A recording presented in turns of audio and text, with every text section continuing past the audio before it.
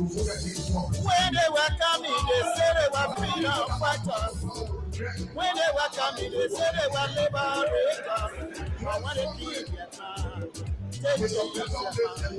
When they keep their time, they keep their time. What kind of people they so? They are freedom fighters. What kind of people they so? They are freedom fighters. You freedom fighter, you raping our women. They are freedom fighters. Freedom fighter, you killing our children. They are freedom fighters. Freedom fighters. Ayo, ayo, ayo, ayo. Ayo, ayo, ayo. Ayo, ayo, ayo, ayo. Ayo, ayo, ayo, ayo.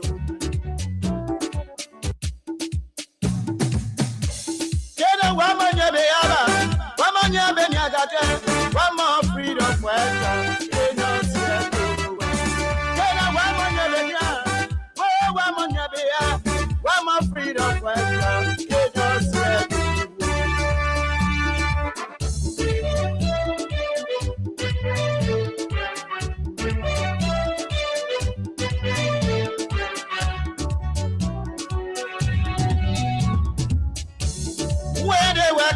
They said they were freedom fighters. When they were coming, they said they were liberators. But when they keep their time, they change their mind. When they keep their time, they change their mind. What kind of people they so? They are freedom fighters. What kind of people they so? They are freedom fighters. You freedom fighter, you raping our women. They are freedom fighters. Freedom fighter, you killing our children. They are freedom fighters. Freedom fighter, you destroying our country. They are freedom fighters. Ayo, ayo, ayo, ayo. Ayo, ayo, ayo. Ayo, ayo, ayo, ayo. Ayo, ayo, ayo, ayo. Ayo, ayo, ayo, ayo. Ayo, ayo, ayo. Ayo, ayo, ayo. Ayo, ayo, ayo.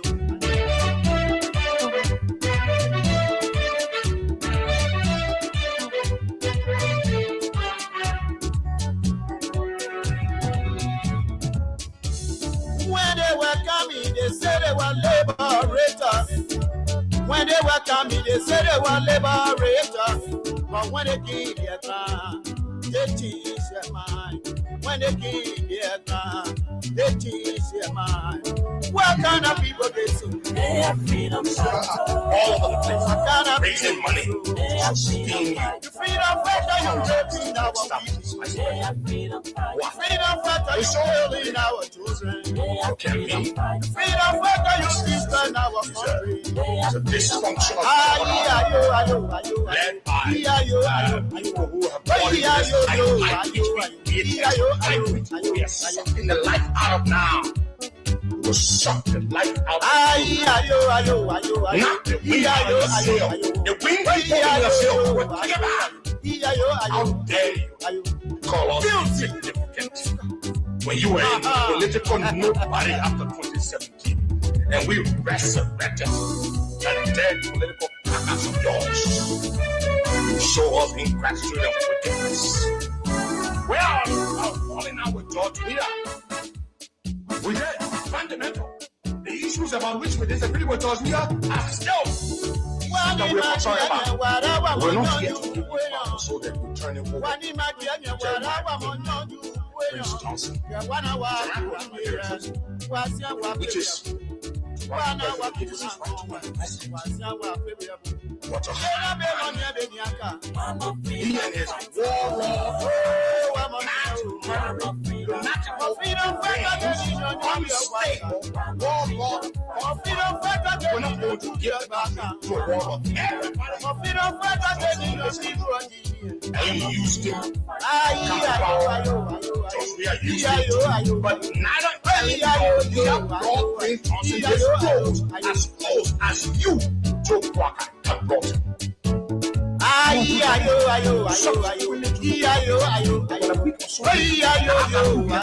will show you as well. Henry.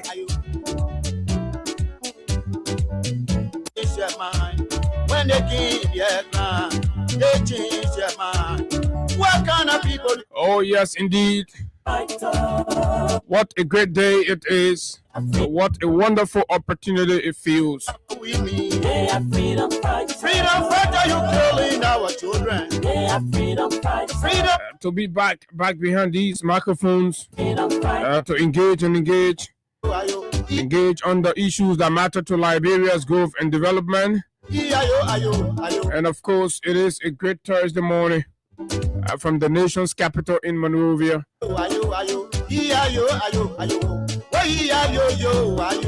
And we are back to do business.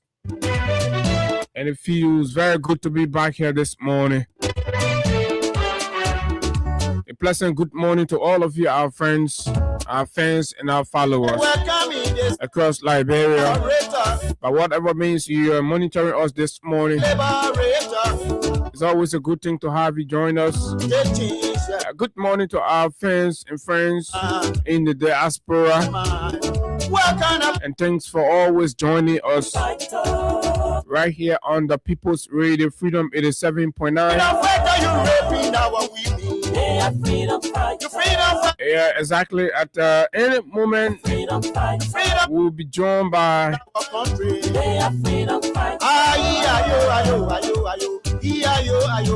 Councillor Tewonsi Gonglo, and of course, the very brief interview looking at some critical issues in the country, and of course, assessing some of his views on these issues right here on the big station Freedom 87.9. That's right, Brent, at exactly 7:30. We're trying to get that. So the moment we are done with that, once Councillor Gonglo takes our calls, and of course we conclude the conversation around some of the most critical points he's raised recently, then we transition to other issues. That's the shape and size of the conversation right here.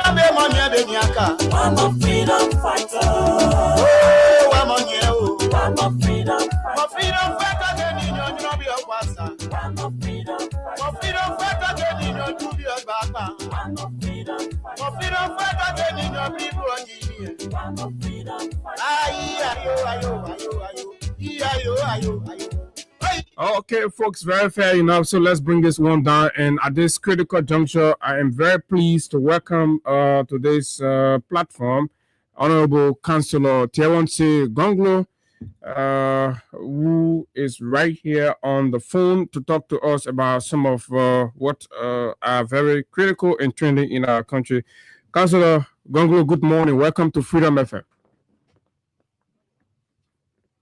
Long time since I appeared on this radio station. I'm happy to be there this morning. Yeah, it has actually been a long time, and of course we've been doing and making some frantic efforts to have you come here, but it's a good thing to have you. I'm a very busy man. I teach at the 2 law schools in Liberia, and I'm still practicing law in the courtroom and doing different things. So, yeah, and with a little bit of politics as well. I know. So let's start with the lawyering. What's your impression? There's been a lot of issues recently, legal matters, different opinions from lawyers, especially the one that had to do with the trial judges when they raised issue about nepotism and the way the Chief Justice responded. You, as a veteran in this whole lawyering business, what is your impression about how the profession is proceeding? Is it setting the stage for a democratically responsible environment in our country and all of that? Are you proud generally of how lawyers and of course the courts are proceeding? Life is a struggle. We are still building our country and building different systems and different professions. That is why some of us like to put out what we think, because you don't bring change by silence, or just by thinking about it. So we are not there yet, but I strongly believe we'll get there by all of us being critical about our professional institutions, the government, and life in general in this country. Because I always say that you don't have to be in office to effect change. Mm-hmm. You can do so from outside by holding those who are holding offices feet to the fire for change. On the issue of the Trial Judges Association, it's a learning experience for everyone. There was action, reaction. The issue is now moot because the gentleman in question declined, and so that issue is now moot. It's not an issue to advocate about. But there are many more issues, and I think every day we should be speaking about those whose actions affect our lives, whether in the private sector and government, for the general improvement of our country, because we are way, way, way, way back compared to many countries in Africa, even within our region. So you probably read my post the other day, but at least we cannot settle for mediocrity. Exactly. Oh yeah, at least I gathered the money I'm working. No. God gave us this country. We are blessed. I've traveled to over 40 African countries, and I think that Liberia is so blessed, naturally, in terms of the weather we have, in terms of the just the whole geography, the land, the forest, the landscape, the things that we have in this country. But we have not tapped even 10% of what we are.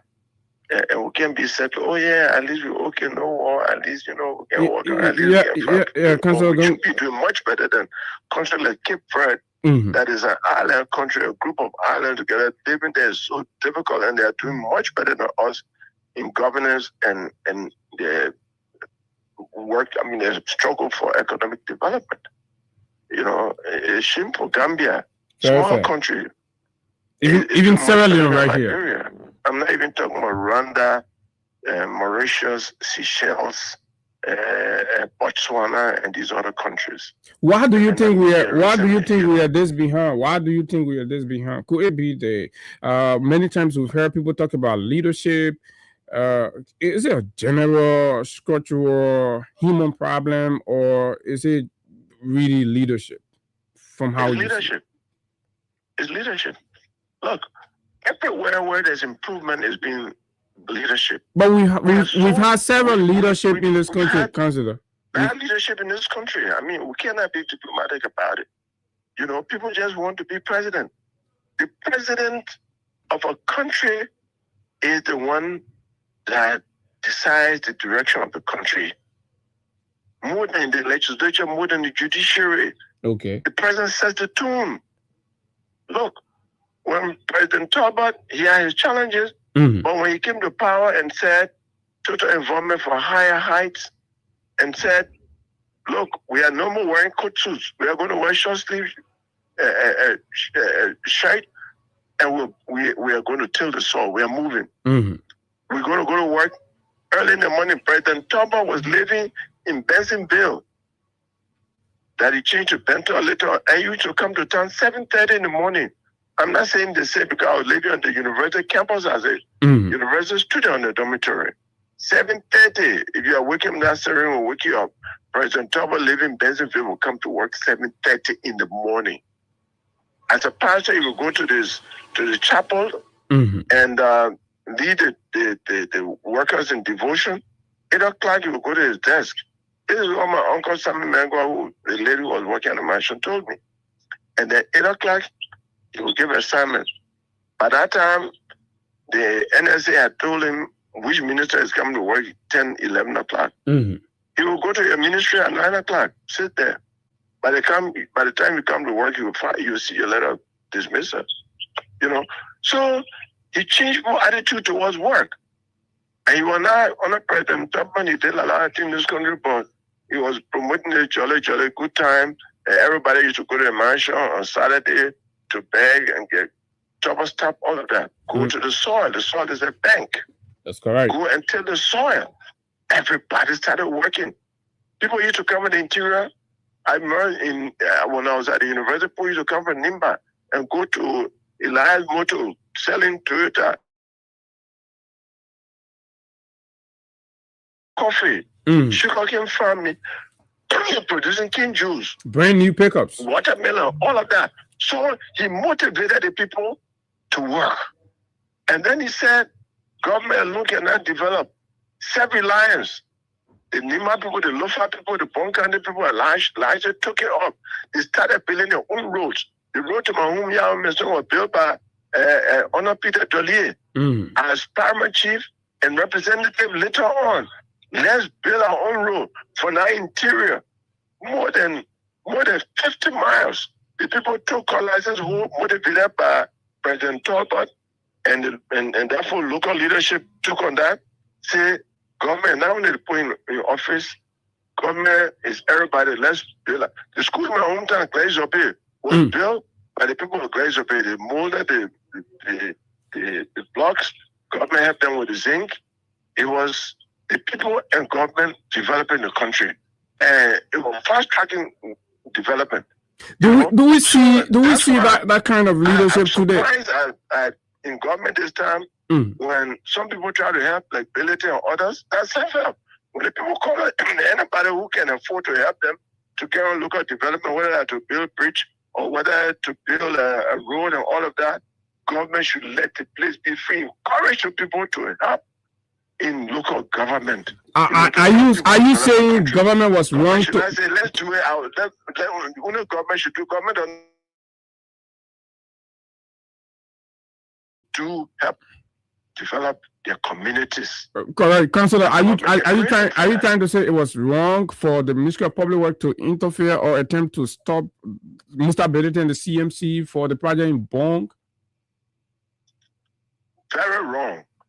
The only thing that the Ministry of Public Works can do as the one in charge of the sector is to say, let's see your plan, because it is responsible for the safety of people who ride on roads and bridges to say it has to be advised. And it is the ministry that is in charge of all construction. It's going to even to pay your little zinc shack, the ministry has to approve by law. So you go there and the approval is not just the payment of money. You go there to take the engineer to look at your plan, and then they monitor the progress. That's their role, but not to stop it. Okay.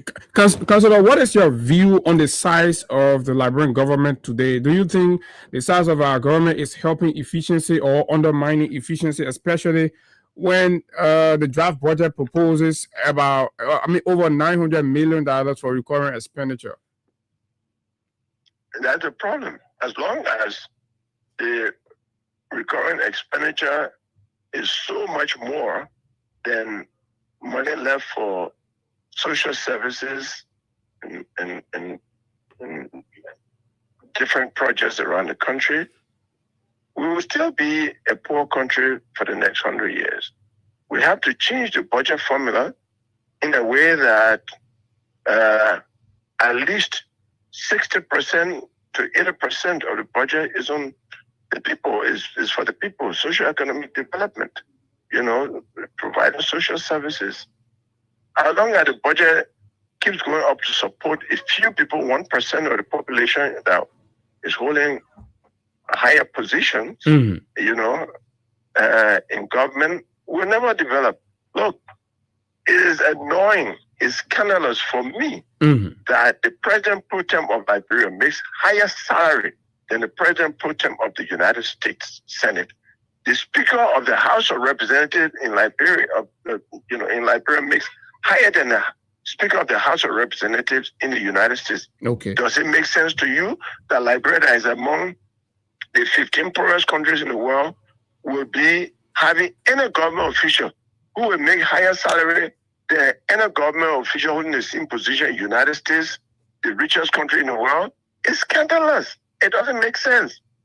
And that's the kind of formula that we have in expenditure. With that type of formula, we can never develop. And so it is business as usual. It hasn't changed. We can't just be using phrases and words that don't have meaning in actions. So will you agree with it? Right now, I run economic class. And if the Liberian Post say allow, let them elect me. I'll ride economy class. I will buy one good used car, sell most of the presidential cars, keep a little bit for incoming presidents from other countries who love luxury. But I will go down to that level because we are way, way, way down. And we need to start from the bottom and go up. Okay. I'll make $3,000 the salary that President Trump was making, so that we can go up. If I'm making $3,000, I'll mobilize the country to make sure that nobody makes higher than the president in government service. You don't want it, don't serve government. Government is a place to serve, not to steal, not to enrich yourself. These are very radical proposals that you are making. That's what we need. We need a radical leadership right now in this country. The thing that boy is doing in Burkina Faso or that is happening in Rwanda can happen in this country. It just takes a political will. That me, Councillor Gongo, I live a common life. People who know me. That I'm simple, and practice makes perfect. Councillor Gongo, so much putting yourself above your country. Councillor Gongo, these comments you're making, similar things were said by the current president of Liberia. He promised and told Liberians that he's a humble man. He have got not so much interest in wealth and all of that. And of course, he even promised that you're going to reduce the size of the government. And what we are seeing is on the contrary, the payroll continue to swell under his watch and all of that. Continuing back on extravagant travels with no returns to the country. He's throwing our extravagant parties, birthdays and anniversaries and all of these around here. So it's all of that are leaving Liberians with doubt in comments coming from politicians when they're seeking political office. Do you think Honorable Boakai, President Boakai, has disappointed the population to a point where genuine advocates will not be listened to anymore? I think it would be unfair not to listen. You see, you use the word genuine advocate. I said this in the past, even before campaigning and during campaigning. Check on people's track record, not what they say today. If you don't criticize anything, you can't change anything. And President Boakai, good gentleman, but I don't know of his record of criticizing anything in this country. Wow. Even because vice president. I see on record, I want somebody to challenge me that he has criticized something in his life. No. Meaning he has always played along. There are people who are good followers. They follow what is there. They don't rock the boat. And they call them establishment politicians. They are there. They uphold the status quo. Then there are radicals like me who come to change things. Go to the Bar Association. I spent 3 years. If you don't have a license now, you can't practice law in Liberia. That has stuck. CLE, you have to do continuing legal education. Now I'm going to Ghana today. I got to go and get my credits in continuing legal education. Is going on. The bar has become self-reliant because of the policies are carrying. I said, we can't be begging. We have enough lawyers. Let's make sure they pay their dues. And you cannot get licensed if you don't pay all your dues and you don't pay your license fee to the government of Liberia. So we are raising revenue for the government, and also raising enough money for the bar. That started under me. Selflessness, putting the interests of people ahead of you, is the only foundation for good leadership. This idea in Liberia where the guy played the right and said, let me give the balance and I give it to the people, right? That's not the leadership. I gave a speech last week, Saturday, maybe I will send it to you, read it on your radio. But listen, I said, Jesus Christ, Muhammad, and other religious leaders show how to lead. Jesus Christ took a loaf of bread and divided among 5,000 people. That's correct. He washed the feet of his disciples. He said, you can't wash my feet. You know what I'm saying?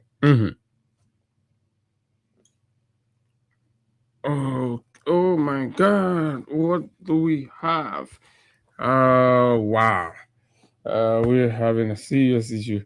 Wow, we just lost Councillor Gonglo right there. I think my iPhone has ran out of folks. So this is it. And we've not even gotten to the real meat of the conversation. Wow. Okay, this is the Freedom Money Rise on Freedom 87.9, and of course we're in conversation with Councillor Tewonse Gonglo as he shares his thoughts on some critical national issues right here. Unfortunately, the call has dropped. We are making efforts to see how we can reconnect with him quickly. Let me try to do it from this end right here. Quickly, let me try to do it. This opportunity comes once.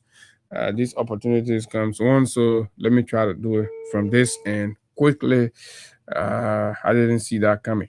Councillor Gonglo, I'm quite sorry. The phone went out. Yeah. So I was saying that selflessness and putting people first is the foundation of good leadership, and your satisfaction should be based on the happiness of the majority of the people. When I hear the government say, "Oh, the economy is doing well, the growth rate is growing," my first degree was in economy. I taught for years at the University of Liberia. I go down Waterside. I ask the people, "I'm the banks of data ball. You saw them? And I used to. Oh, I'm the banks used to sell last year. Oh, last year I bring two bags of data ball. In 3 days I finished selling it, but right now it's not easy. I go to money changer. How is it? They tell you how much money they change. Today I've been here, I'm not even changed 150 yet.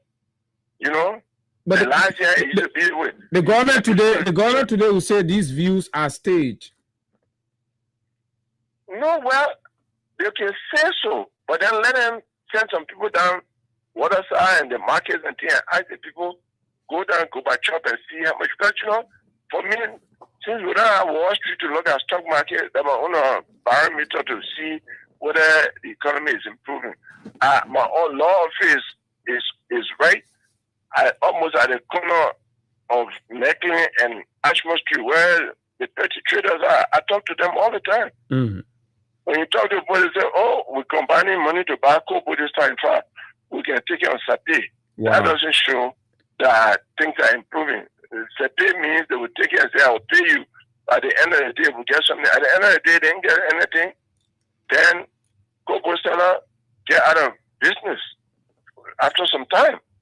So we really have serious problem in this country, and until we restructure our budget. I mean, I heard Senator Darrell Dillon saying he put a bill for 5,000,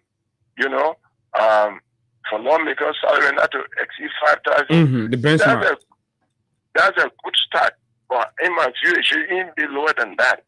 But I applaud him for that start, just thinking about how to restructure our expenditure in such a way that there's money left for schools. I want somebody to even say, I've said it over and over, maybe because I'm taking as an opposition, but there are some low-hanging fruits that this government can deal with. For example, graduation fees. There is nothing more corrupt in the education system in Liberia compared to graduation fee. You pay a school fee $100 this semester, next semester you pay $100. Time to graduate for graduation, then they tell you pay $300. 1 month to graduation. That type of thing is discouraging a lot of parents in sending their children to school. Some will say, "Oh, I got 5, I will send 2 or 3." And later told me when I spoke about this on the radio, they come on. My 3 children, a few years ago, my 3 children are graduated from high school. But I'm worried. I know why they're not graduating the same time. Why instead of all being happy that our children did what you're worried because of the graduation fees? That's correct. And I think that the president can issue one executive order and say from today no graduation fee. Because he didn't pay graduation fee. I'm younger than him. I didn't pay graduation fee. None of my brothers and sisters who when they graduate from high school pay a graduation fee. So that type and the graduation fees. That means it's a new phenomenon. It is new, very new. And the school authorities, they are using it to steal money from us because, you see, kindergarten graduation, 75, 100, 150, for what? And they do it, they don't tell you at the beginning of the year that this will be the graduation fee, right? They tell you school fees. I think everything should be there. You plan you pay your school fees. Then 1 month to graduation, this will be the graduation fee. There's nothing you can do. Your child has to graduate, and parents are suffering. That type of low-hanging fruit. Why President Buhari can't issue one executive order and say, from today's day on, no more graduation fees? Because what do they do with that money? Maybe those areas are not her concern. They don't even give one a plastic barrel of water. I'm not even talking about bottle of water to the graduates or to the families that come. I've spoken at many graduation programs, and I know that. They don't. So what do they do? If you don't have sound system, you rent sound system. You print the program. And then if you're not like a church school, because some church, you rent a hall. They can have the program running, or they can do it so you rent a hall. Renting a hall will not be more than $200, and you have 30 students graduating, paying you $300 each. That is just so much stealing from the people. And for that type of thing that is hurting every family in Liberia, the purpose of government is to seek the common good of the people, to make them feel good. That's something that, for example, the president can issue an executive order. I'm calling upon you to do it as a Christmas gift to the Liberian people. No more executive order. They get one pen. And anybody that does it is in violation of the law. Why not do it? Okay, Councillor. So, Councillor, you're a lawyer. You've been around for so long. I'd like to ask, there is this growing concern about about issues around police brutality. Just yesterday, during the early morning hours, there was this video from Red Light where a pregnant lady, believed to be a street seller, got involved in some sort of scuffle with an officer of the Painesville City Police that resulted in malhandling or maltreatment. What do you think? What can you say will be responsible for the wave? First of all, do you agree that there is increase in police brutality, and what can we do as a country? There is general lawlessness in this country, and there's police brutality. Some police people, either ordinary people, like they didn't go for training, they do not, they are not tolerant, and they don't measure their actions. They are the ordinary people. They get angry like ordinary people. And as police officer, there's one line in the oath of office of all police officers in the world. And it is maintain courageous calm in the face of danger. Okay. So, yeah, that line, I do teach at the police academy for free of charge whenever they call me. And I always repeat this to them. The police people and the ordinary people are not the same. They are the ones that were trained to deal with human behavior and to improve society, make an orderly society, to strengthen and to build and strengthen the culture of peace. They have the law in their hands. I mean, they have the seal on one shoulder and they have the flag of Liberia on one shoulder. Every police officer who is working is carrying Liberia on his body. They must exercise that responsibility, with caution and with high degree of responsibility. So you cannot treat an ordinary person, like you are an ordinary person too, But you have to look at the SOP, the standard operating procedure, as they say, that's dictated to, for the lack of a better word, the leadership of the police. The standard operating procedure, that is why you have the Police Professional Standard Deviation for complaint. But I'm saying the more police engages in police brutality, which is lawlessness, it undermines public confidence in the police. Also, the public. There are individuals who like to challenge the police.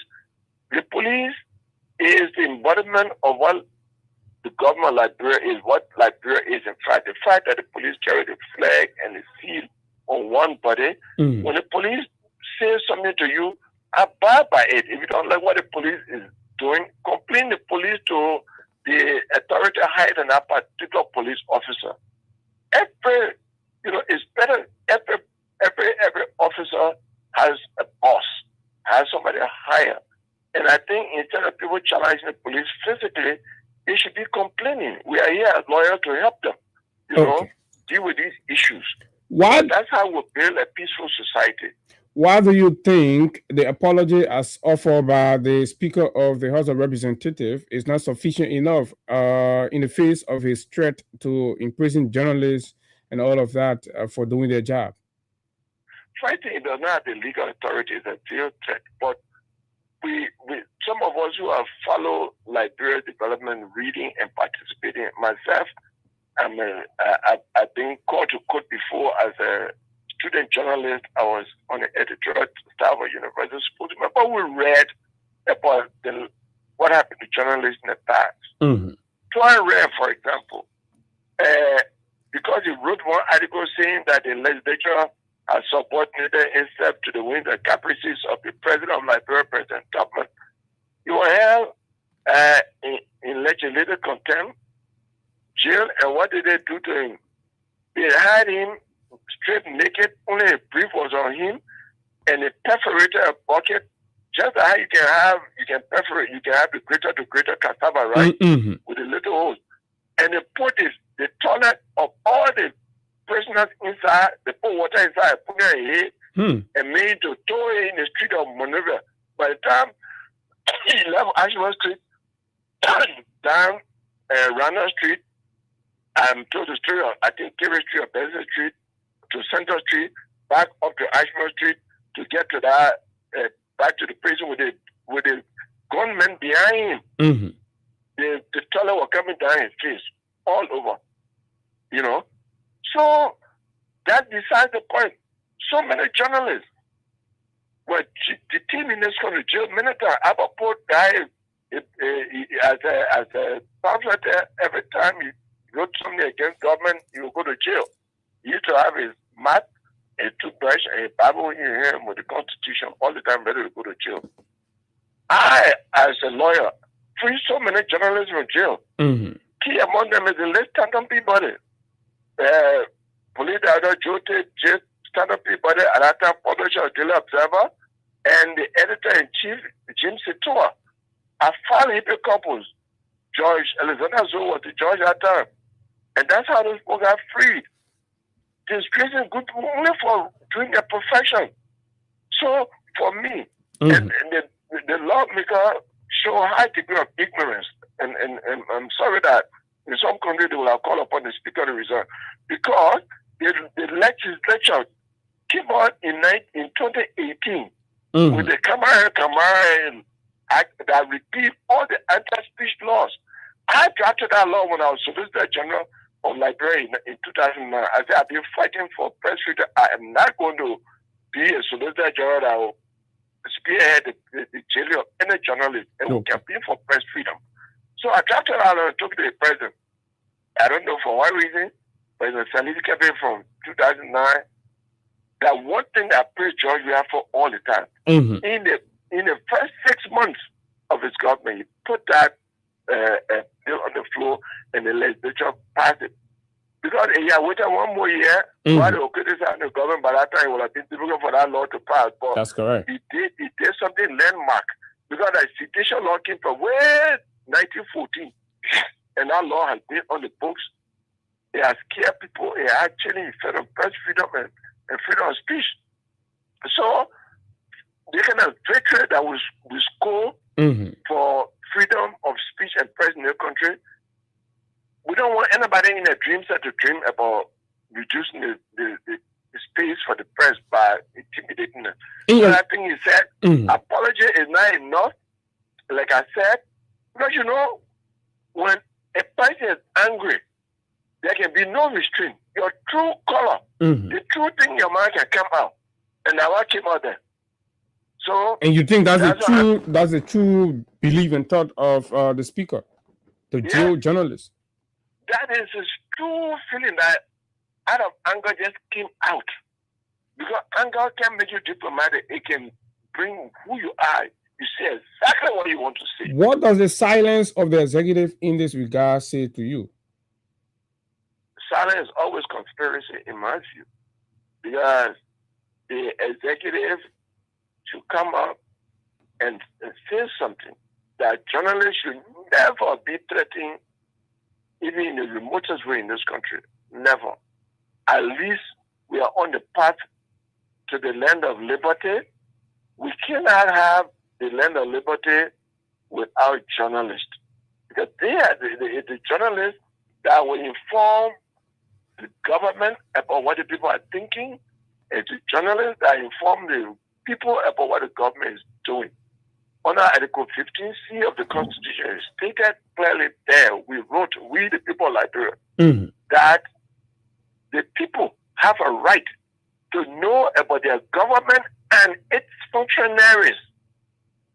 All right? Like this. Yellow Valley. What is going on today? Folks, I think we're a lot of stuff covered. Just wanted to give his view as well on a point he made in the article that says the speaker additionally should demonstrate a conduct worthy of Speaker of the Honorable House of Representatives. So I wanted to understand what does Councillor Gonglo mean about that, and also hear his thought on this action by the government of Liberia that's coming up on the 6th of December to have considered investing in the construction of party headquarters across the country versus investing in the people. We've heard from the Alternative National Congress, but we are yet to hear from people like Councillor Gonglo and all of that. Okay, so he has returned the call. Councillor Gonglo, thanks a lot for returning and rejoining. So basically, I'm trying to ask you, in your article, you said you indicated that what the speaker has to do additionally is to demonstrate a conduct worthy of the Speaker of the Honorable House of Representatives. What did you mean by that? Oh, I just said one. He has to actually be engaged in the press all the time, giving access to the press of everything to do. He has to say, look, he apologized. But you know, the guys on point where my late father-in-law used to say to his daughter, as she tells me, say, anybody who, by the time you say, oh, you wrong me, and they say, no, man, they're not prepared to change. Because by the time you say you wrong, they say, no, man, and they keep doing the same thing over and over. I believe you are probably seeing some people like that. That thing happens. Yeah. Oh, you wrong me. Oh, no, man, I'm sorry. But then they go and do the same thing again. That's Just right. because he said sorry does not mean that he will not do it again. We are watching him. He has to have a different attitude towards the journalists. And they will be saying that, oh, the speaker, all right now, the speaker really, he calls on his office, he tells her everything, he's so open about everything that's happening in the legislature, then we know change is coming. Fair enough. This final point, maybe second to the last, the government of Liberia, the ruling party, Unity Party, has embarked on this a project of constructing political party headquarters across the country that have drawn a lot of criticism from particularly the political opposition. Recently, we saw the ANC of Mr. Alexander Cummings issue a statement disagreeing with the decision of the government. They believe investing in their party rather than investing in the people. We've not heard anything from your party, at least I have not seen. But what do you think? Is it a good thing to do instead of investing in the people in the face of the difficulties, the economic quagmire that have engulfed Liberia? The Unity Party is throwing out a big jamboree to raise money to build party headquarters across the country. They're not raising money to put medicine in the hospitals, but rather they're building party headquarters across the country. What's your thought?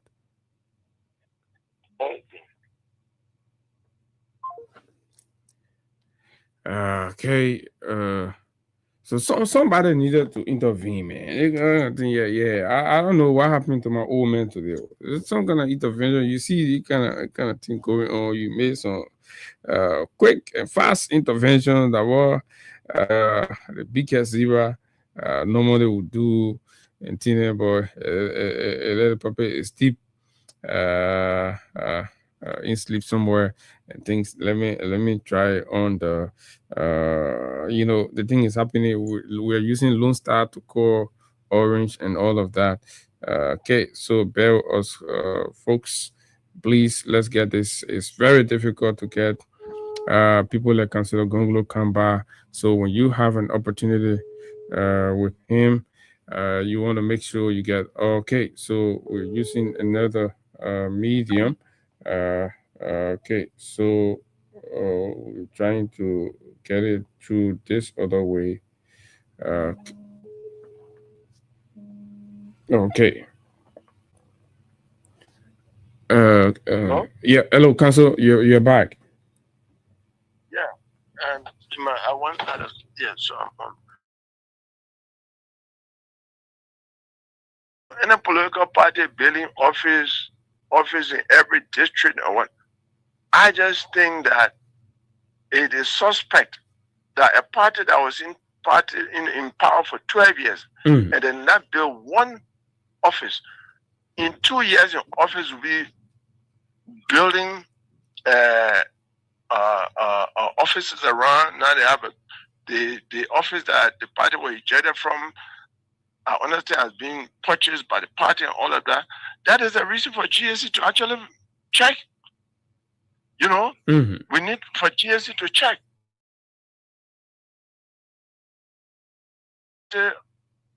Of seeking the welfare of the people is with the government of Liberia.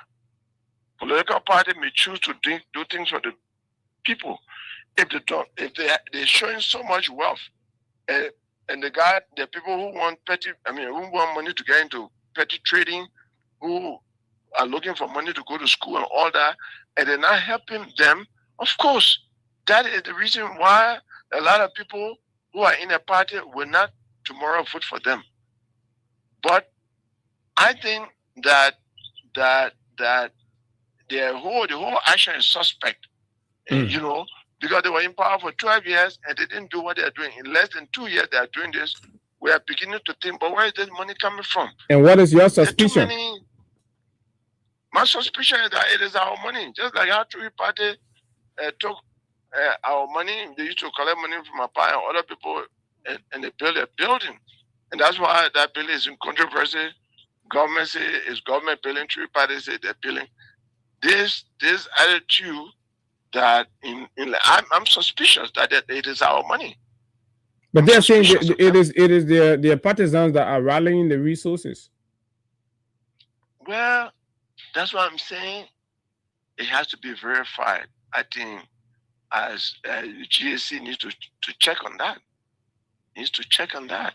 Do you trust that the GSC that huge the expenditure is just so huge. They have to explain to the public where that money is coming from. Yeah, they have to explain to the public where that money is coming from, and you know they have to explain. But I think that if they have money, there's too many priorities in terms of human needs, in health, education, and other sectors. But if they decide to build, you know, the offices, I'm just saying it better be their own money. Because you know what? It will go on the line of, oh, why are they building? Some people ask, oh, but what about the politicians who have beautiful, expensive houses? Why they didn't take the money to spend it on the people? They will make that argument. I'm just saying the source of the money. Because you see, that you know, they can decide to, we politicians, all the politicians in the country, the one in government, outside government, we all have made personal expenses on our own based on our earning. We can decide to do things. Instead of sending your child to government school, you send a child to public school. To private school, very expensive private school, or you send a child abroad. Somebody can raise the question. They say, but look at you. You are supposed to be for the people. How come you're sending your child to Rwanda or somewhere to go to school and not in a public school here, and you're in opposition? Of course, if you're in government, people expect, oh, but you government people should send your children to government school because that's the way you improve it. So the arguments can be many. But I'm saying, yes, one political party can say we're spending our money to have macro credit for our partisans, right? To improve their lives. One can say we are opening scholarship for our partisans. If they have the money, they can deal with other human interest issues, right, for human development.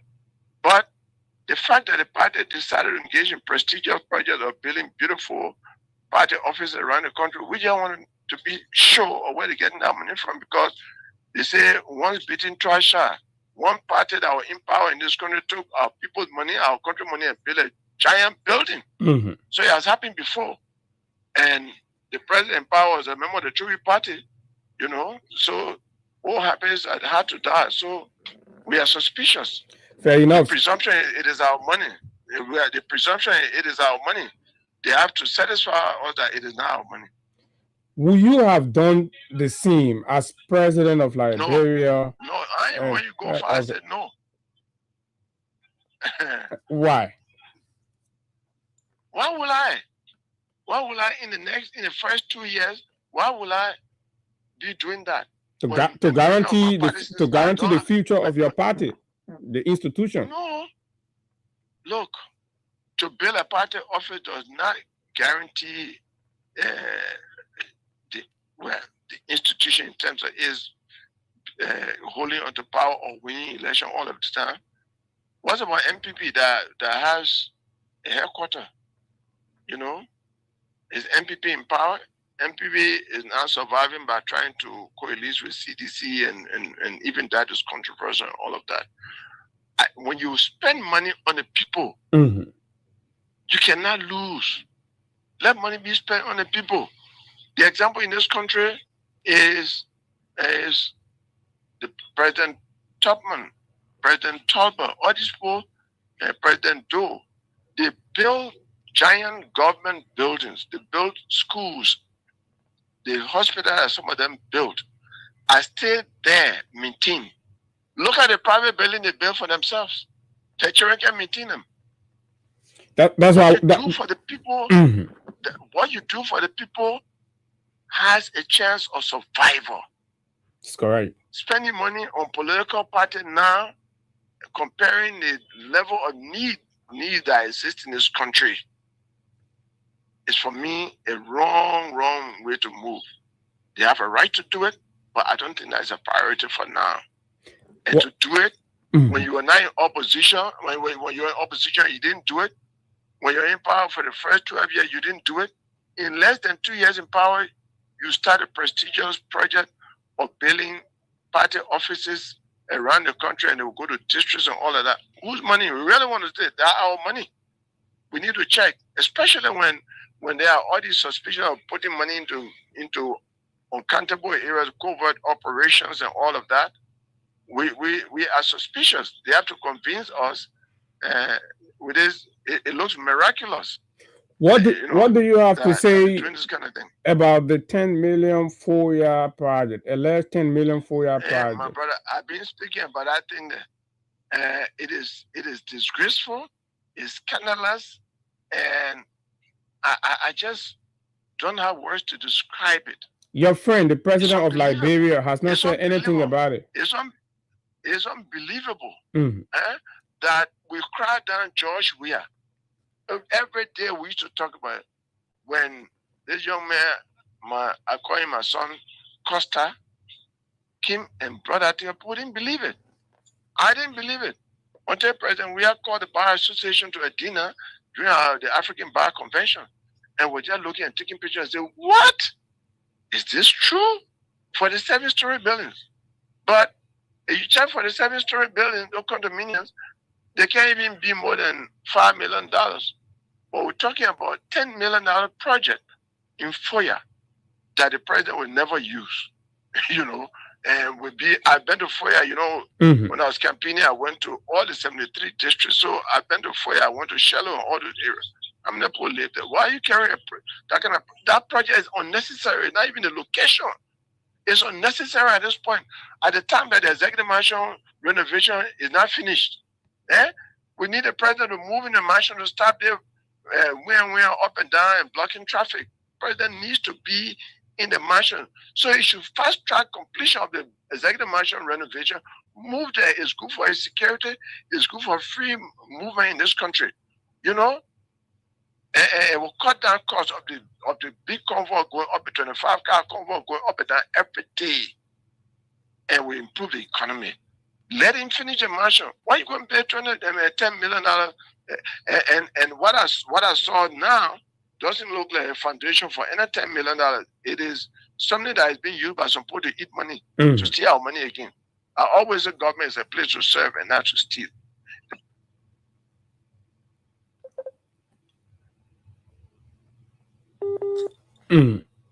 President, as important as that issue, the president and I should because he is. Oh my God.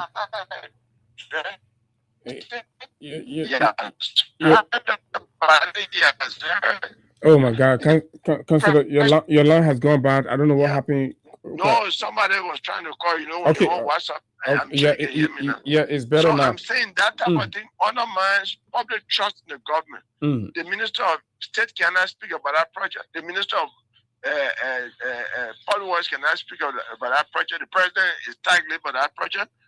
And so they have created a blank check and everybody is writing the story. I mean, what that check represents. Because the government is not being clear. The Deputy Minister of Information lied to the public. He came out and said that it was MRU project. Yeah, that's what he said. And MRU immediately responded, right? Correct. And responded and said, not true. And the presidential press secretary said it was a government, it's a presidential villa, and her boss, Sam Steve Kwa, said he had no knowledge about this project. The Minister of Public Works said he was not going to say anything because it has security implication and all of these contradictions and all that. In the face of that, your good friend, the President of the Republic, has remained quiet. He has not said anything. Recently, he had a ministerial meeting and he did not even address anything about the FOIA project. What does that say to you? Are you disappointed in the old man? Silence under the circumstances then shows that we can infer that it is true that that project is going on, and so we can infer. It is so important. But look, I'm disappointed with that. I've said there are some good things that the government has done, that the South Eastern Road, some of the other things that is happening in government. There are some steps that have been taken, but when you compare the missteps to the good steps that have been taken, it's really disappointing. You can't take one step forward and two steps backward, like this one. This one is dampening the hope of the Liberian people for good governance. How can something like this be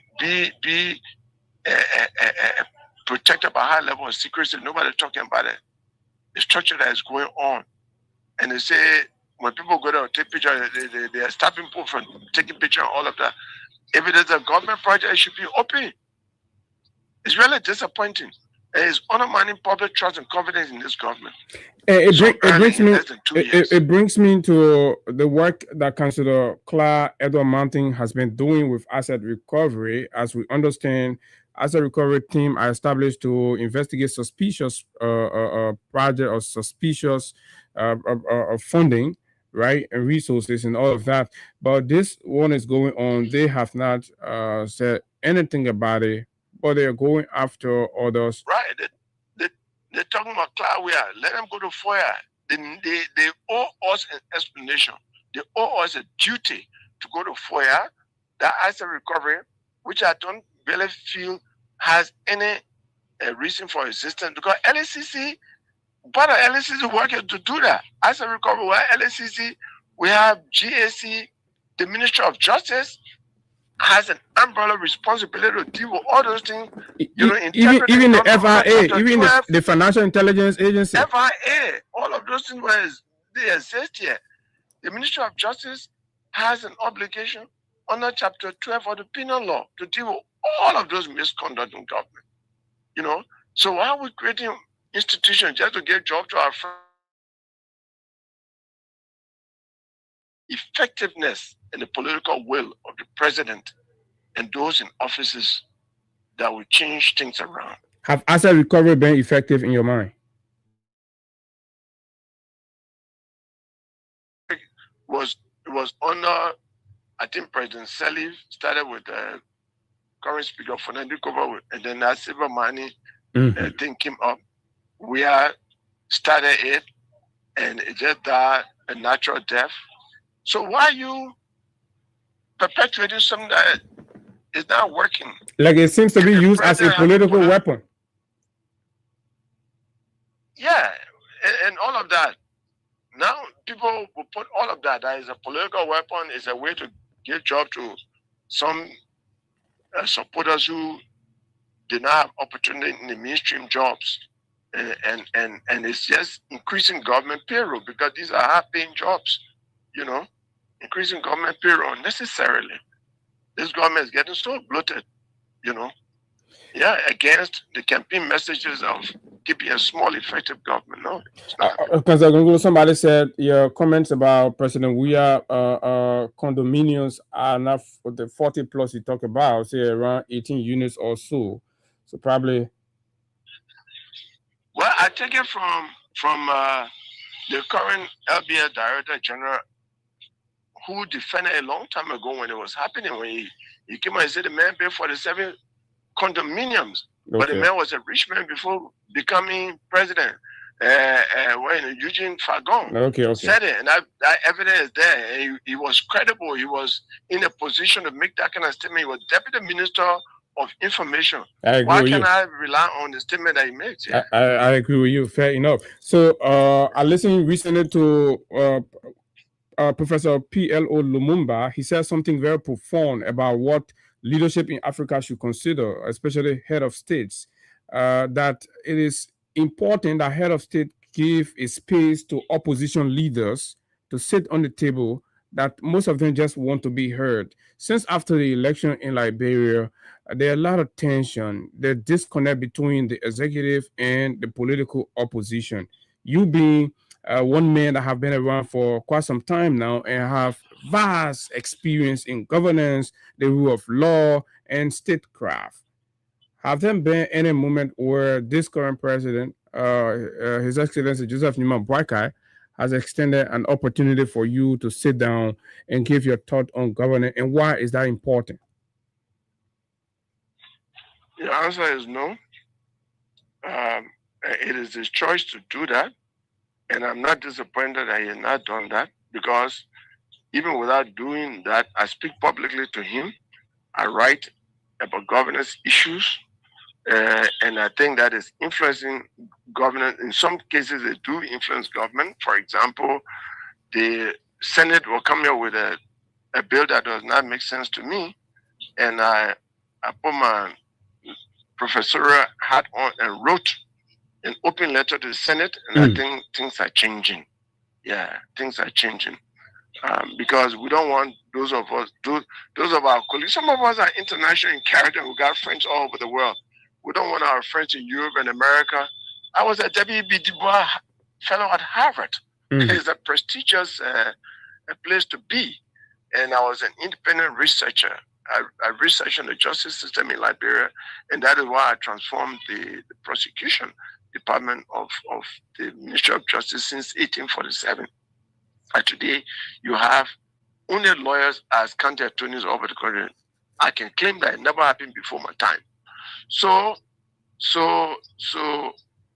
we are here changing things by speaking to those who are governing us, the legislature, the judiciary, the executive mansion, because we speak truth, and if you don't act on it, the public turns against you.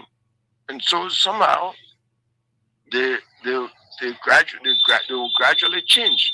But if they don't change, especially me, I have a moral obligation and authority to hold the government feet to the fire, because I was the first politician in this country that convinced my supporters and partisans to vote for Unity Party during the second round, and not President Weah. President Weah was calling me, people from Unity Party were calling me, I ignored all the calls. I said I will make my decision not on the basis of any arrangement with any political party. It will be a nationalistic decision. So I talked to my partisans and supporters abroad, in America, in Europe, in Australia, in other parts of Africa, in Liberia. And the general conclusion I drew was that they preferred that there be a change of leadership. And that's why we voted for Boakai. Are you proud of that decision today? We voted for, it was the right thing to do. Are you proud, owing to what have happened? Are you proud of the decision? Can you look back to you that I just said to you there are more. I'm not going to use your word. I will just tell you. I just told you that there are more missteps than good steps. All right. Now you conclude. Meaning you have some regrets. I cannot be proud. Yeah, I cannot. No, I'm not regretting that I voted for them. You can marry a woman today and divorce her tomorroar. Because so I'm not. Yeah, but you can question the choices. You can question the choice you made. You know, I can only regret if the alternative was better. And at that time, the alternative was not any better. So I don't regret. But what proves today that the choice you made was even better? No, people you can make some general conclusions on people past conduct and compare the current conduct. If I slap you this morning, even though my slap was not heavy, the person who slapped you last week and they took you to the hospital, you spent a whole week in the hospital. If I slap you this morning, between me and that person, you'll be angry with me more than that person. Even though initially in the conversation, your own assessment of the past record of this current president, you said there was nothing impressive. There's no history of him standing up for anything and all of that. So the record of his past was not as impressive. But he knew at least knew about governance and work under Talbot. So I could say people who work under Talbot must. They must have copied some good things from under Talbot and they could bring it. And Vice President Talbot, for example, when he was Vice President for all the years under Talbot, we didn't know what he possessed.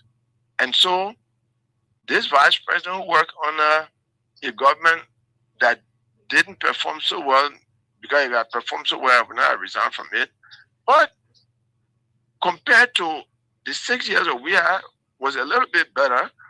And I said, this man working under President Talbot I believe will bring some of the things that he learned under President Talbot as a technocrat. So that was a reasonable basis of my decision. And like I had said in my campaign, that CDC and we took this country to the ICU. How will you have judged me if I voted for him and you say, oh, but the man wanted the plug to be just pulled up so Liberia can die? So that's why, if there was a better choice than I would have gone for that choice over him. But between here and it was a better choice. Any day. Understood. So you wanted to remain consistent with your position and all of that. Exactly. Okay, that's the only answer that I have, consistency. That's fair enough. So do you still want to be president of Liberia? Yes. There's no politician today in Liberia who can compare his life of struggle, right? And who has expressed his views about how government should be, who has been prepared to lay his life down for this country. Even as a little child, 21 years old, I started going to jail for free speech. I became Solicitor General to protect the press. I told President Salif that I could have been even Chief Justice today because she offered me to be Associate Justice of the Supreme Court.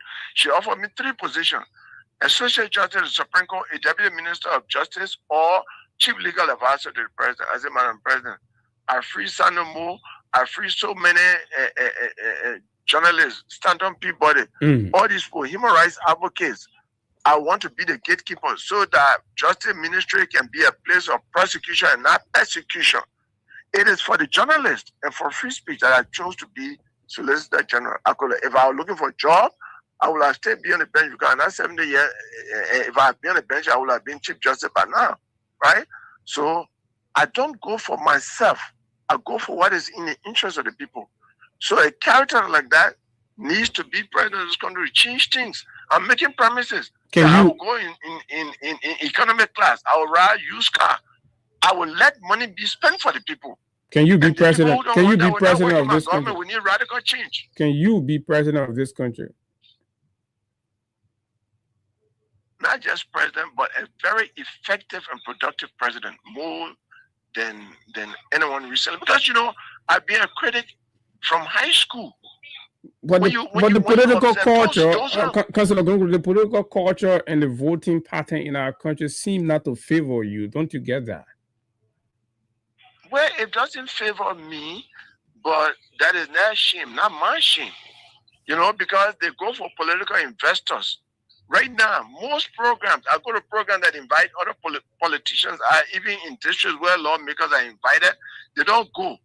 But in the election year in 2029, in fact, by the end of 2028, every program invite them to, they will be going. That's disrespect of the people. One day, they will realize that change agents in the world are never popular when they are talking about change.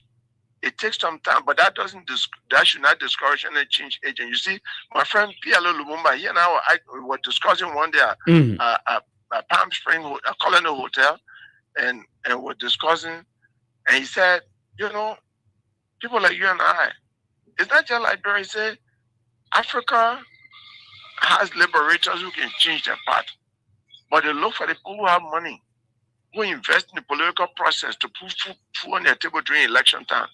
Although it's clear that when they invest, they will be making a profit through corruption for the term they are in office.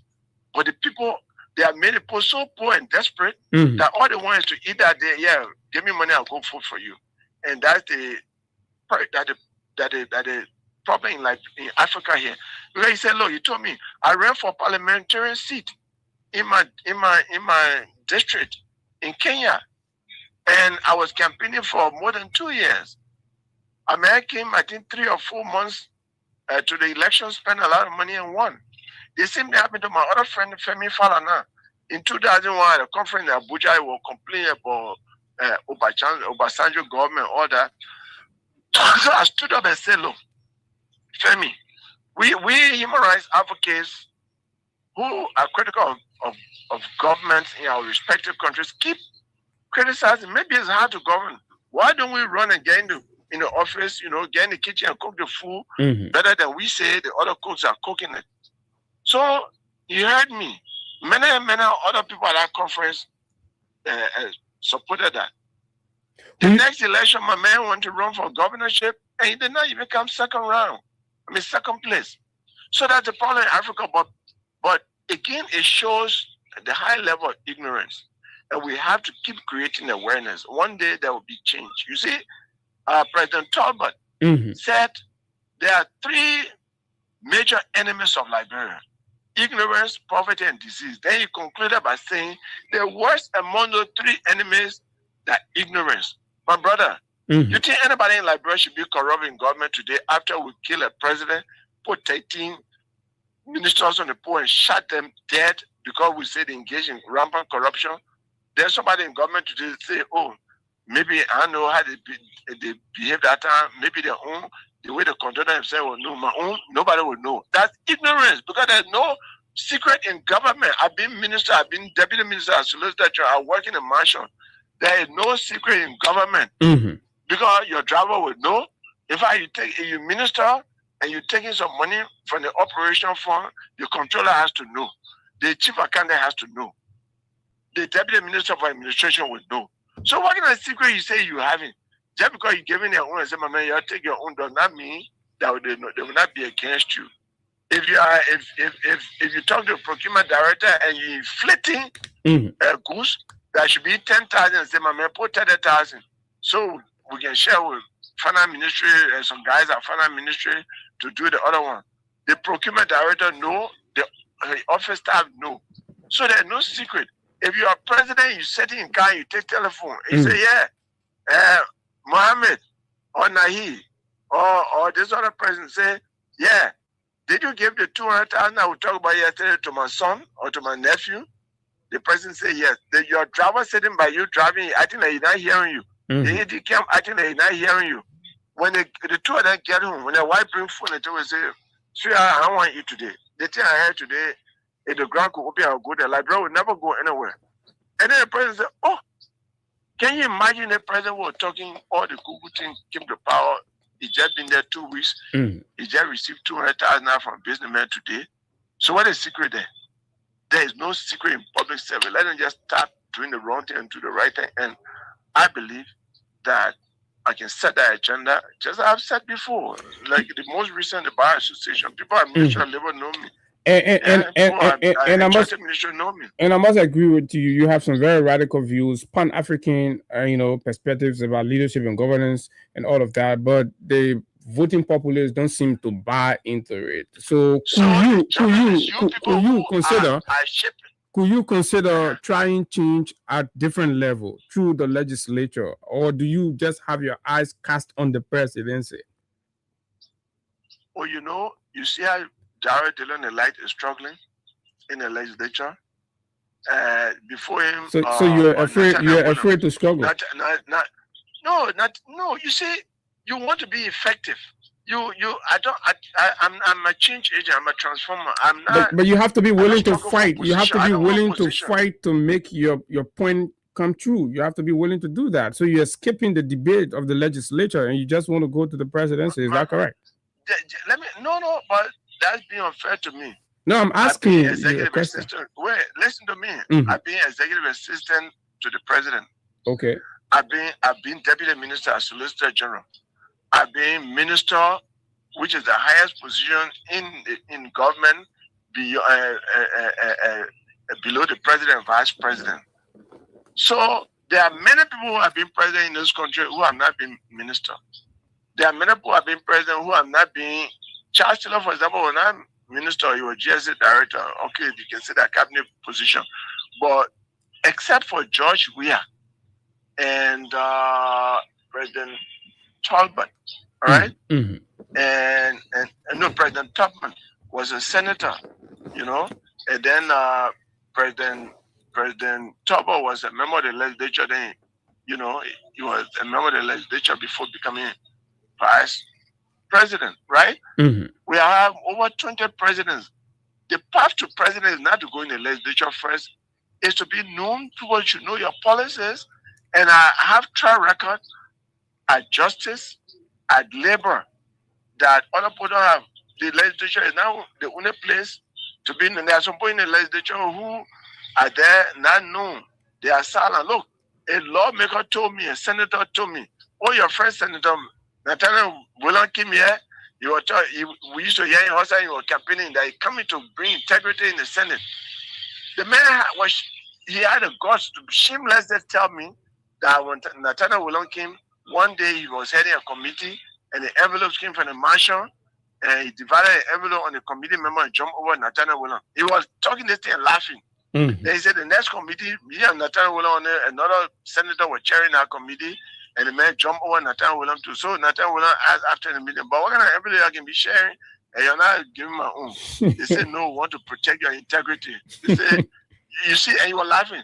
He said, we want to protect your integrity. They want that we the corrupt with our envelope.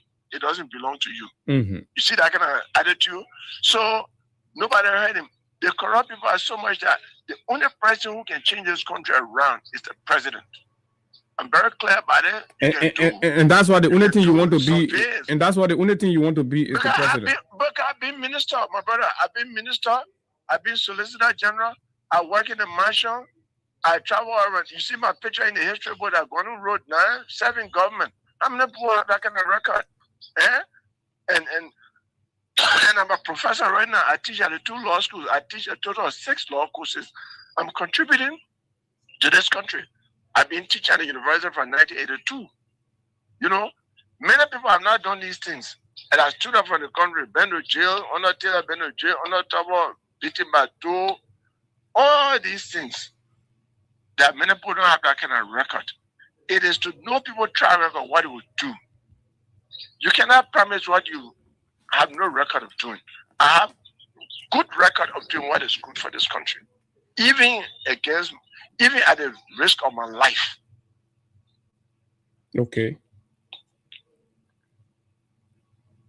Okay, Councillor, it has been a long haul. I gotta go. Yes, certainly. So lastly, Councillor, this thing You journalists have a way of luring me. Player, go and let me talk. They say, I just Save one us- minute talk. save You us- say, well, they're going to talk, but the speaker thing now, you take me to the whole country.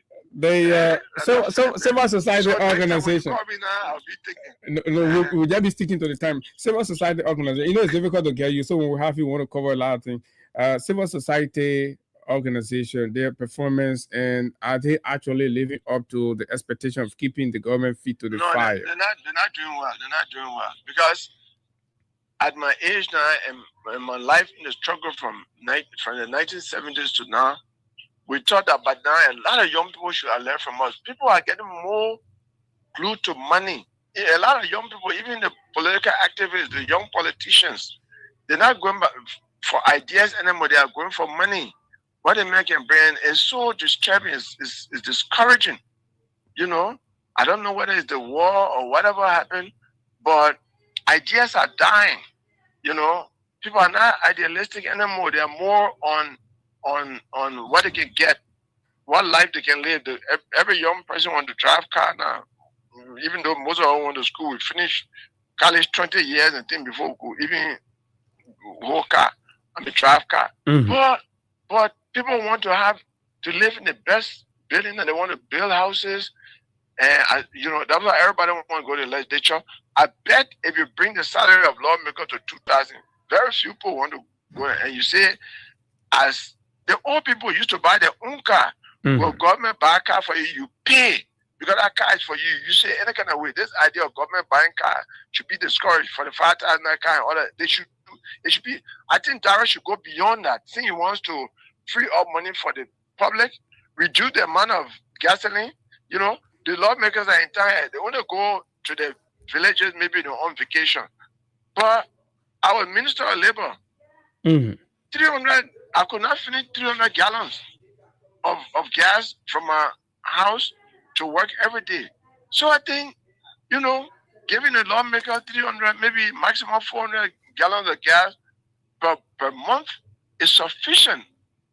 Because you put it, okay, maybe they want to go to a constituency on a weekend. And that will free up their benefits are even more than the salary they receive. Your good friend, salary. Your good friend, the National Security Advisor, Honorable Samuel Kofi, a new human rights activist and advocate in this country for many years. You know, since he's entered government, he's remained silent. So many people think that advocacy is just an opportunity to have a space. Also, you want me to respond to that? Yeah, I'm thinking. What do you think? He's your friend. You all have been in this advocacy thing. So let me to have him there now, and everything is happening. No, I'm not just focusing on him, but this is what I would say generally about people in life. There are some people who get into certain areas because of opportunities for themselves to improve their lives. Like there are some pastors who are pastors not based on conviction, right? They don't have that commitment because they don't have that passion, they don't have that commitment because they did not have they didn't have that vocation that this is what I want to do in my life, right? They didn't have that belief. So for me, improving the welfare of human beings around me, you heard me citing the Bible that my foundation, love your neighbor as you love yourself.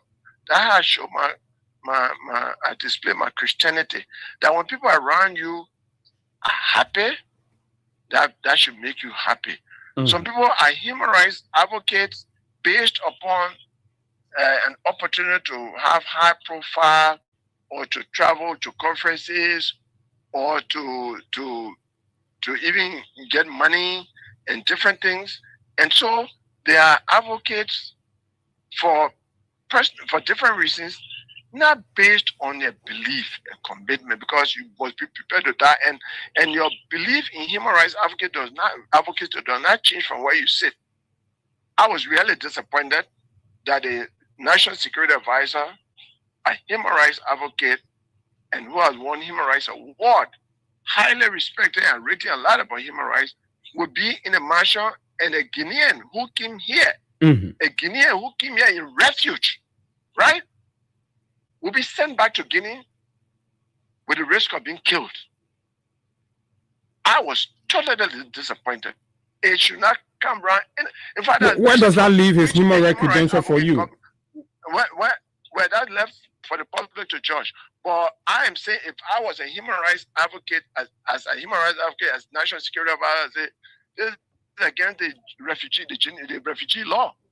This is against the human rights treaty that Liberia has signed. We cannot send anybody back. George, we have sent a police chief back. We were angry. We blasted him. Mm-hmm. All of us in the human rights community. How can that be repeated by a government that came to rescue, from rescue us from lawlessness, from backwardness, from misgovernance to good governance?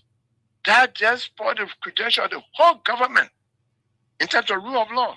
This and the tenure position has just destroyed this government credential when it comes to rule of law. And worse for this government because it is the Unity Party that brought tenure positions. You know, it's just like you write your own book, my brother, and then the book is popular, then you get to office and find out that you can't even go by what is in the book, then you ban the book. Anybody read the book, you go to jail. Mm-hmm. You know what I'm saying? And so that level of inconsistency, I can accept. It's unacceptable. And then if you're a human rights advocate, you in the government that grossly violates a fundamental human rights of any human being in this world, then it questions whether or not you actually believe in human rights. It's really, really bad. You know, it's really, really bad. The other boy, they believe in human rights, but you, a human rights advocate, for treaties that Liberia government has signed, and we were the first signatories of all the treaties in the world from Africa and from sub-Saharan Africa. And we are called the land of liberty. So somebody come to the land of liberty for refuge. When the people who founded this country came here in refuge, this is a refugee camp. There's a history. There's a country that has a history of being a refugee camp. Yeah, providing safe haven for people. When all the countries were under colonial rule, and Mariam Makiba then were living here, they were carrying Liberian passport. That's correct. Nelson Mandela and others. Mandela carried Liberian passport. You must Philemon and to Liberia tried that. Under colonial rule, people came from Ghana, from Togo, from Nigeria, from everywhere, because of the way the colonial master were treating them from Guinea, from Ghana, from Ivory Coast, from Senegal, from everywhere, and came here for refuge. This government and the past government destroyed our credential as a refugee camp. And you know what? None of those countries ever sent a Liberian back. Otherwise, Ghana will have sent Taylor to Liberia. Otherwise, Africa will have sent Prince Johnson to Liberia. They will have sent all the other people who took refuge to Sierra Leone, to Guinea, and everywhere. They will have sent them right back. Talking about Charles Taylor, Councillor Gunglo, and that could be the final one. And I like the way you even went there. It has brought me to. Did you turn Charles Taylor over? Did you play any role in that? What many believe was done without any extradition hearing, as required by the Constitution. No, but there was an agreement between when President Thabo Mbeki and Obasanjo came here, and they talked to Taylor to take him out of the country.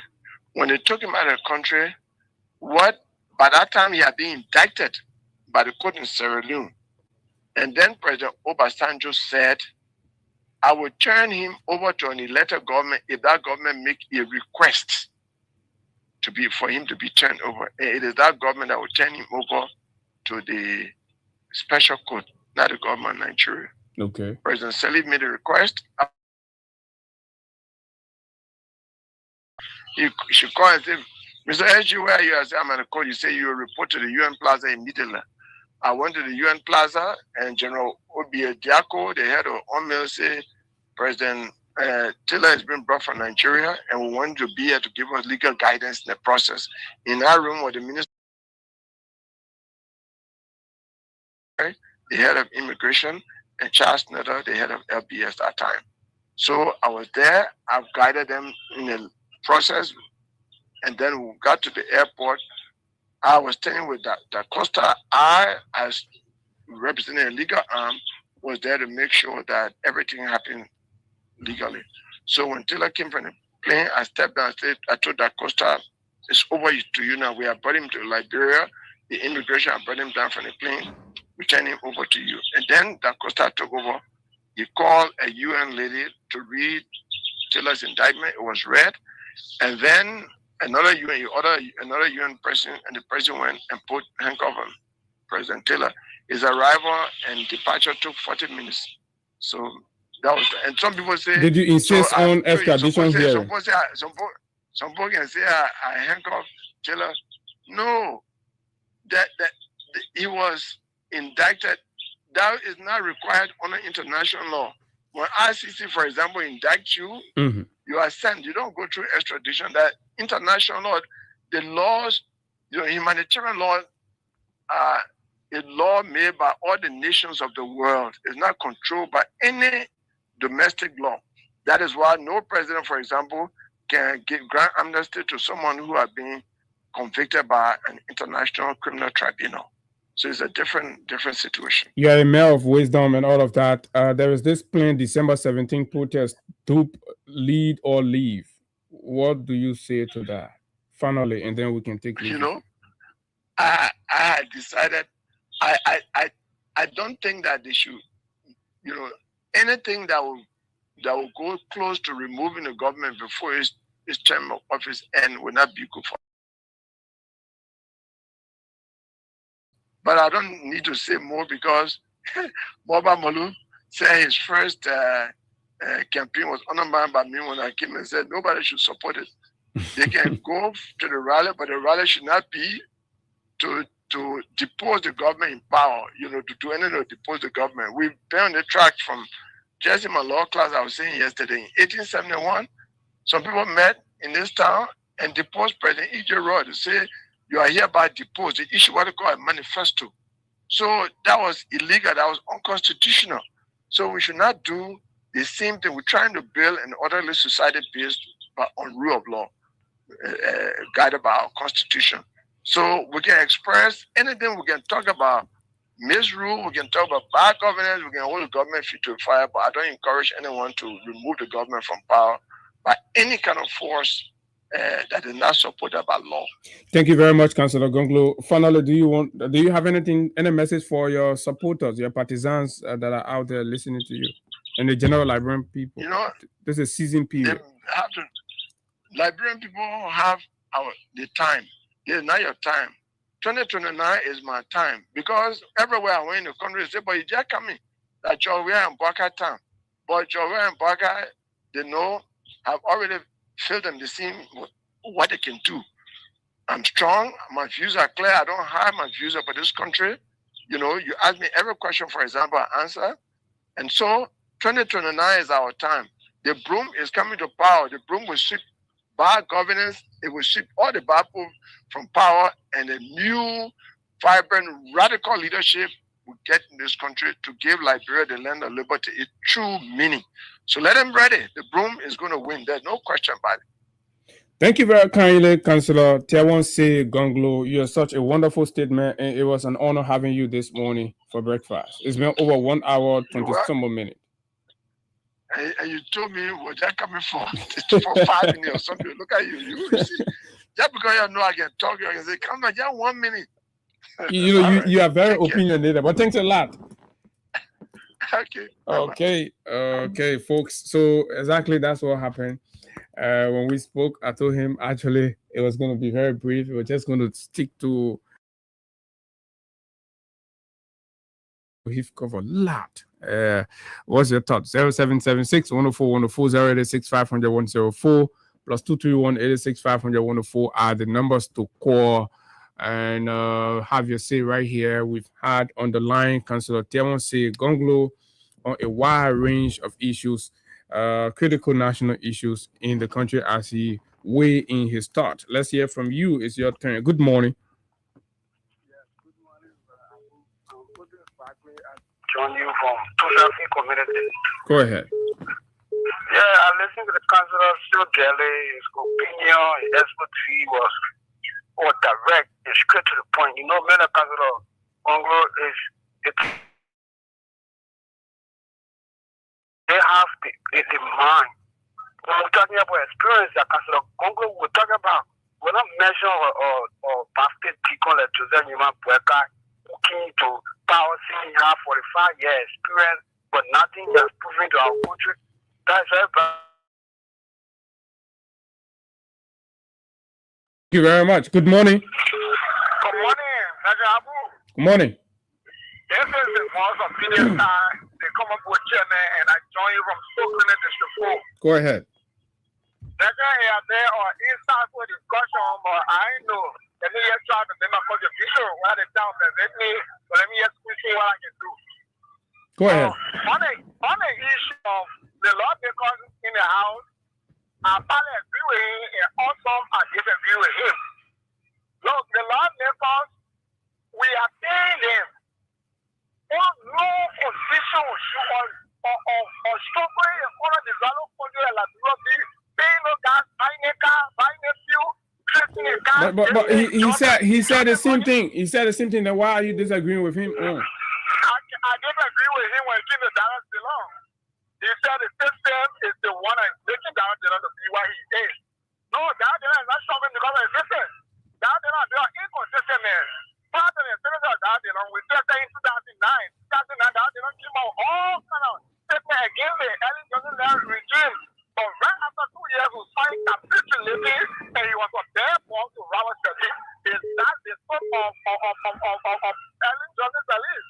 So on our issue, on our side, I disagree with him. I also disagree with him when it comes to the government. When it comes to the protest, he said the Constitution is not backing removing of government. I will refer to the same Constitution, Article 1 of the Constitution, talk about authentication. When you author it, they said all power is given to us to author and to bring the power. So if we are going to author but we can wait for the democratic cycle to alter the leadership, not to topple the leadership. The framework of the Constitution said we can remove and replace. No, but the framework did not say you can hijack power. What the law did not give, No. The law gave something. The law gave election. That's what the law gave. The law gave election. The law gave you going to take power by yourself. So you can protest, you can express yourself, but your protest should not be to remove an elected authority. Yeah, but the authority should provide enjoyment and pleasure for me when it is not provided. So you should demand them to you should demand them to provide that. I agree. But what if there is a kind of leadership that's so surrounding and is not willing to listen? When the leadership is not willing to listen, and the only option we have is to author. No, you need to stand. But anyway, that's the point. Let's take you. Good morning. Hello, Abu. How you doing? I'm fine. Let's hear you, sir. We had the Leonard Councillor Tewonsi Gonglo. I listened to him and he said it all. But there's some other things that he said I was not corresponding with the government's policy. What was that? You know, I want to say that no matter what happened, even if Jesus Christ come today and advise this government, nothing they will listen to and do. They will continue to suppress the citizen and just after stealing and do any other thing that they want to do. Said that the people, the power. The power is being inherited in the people.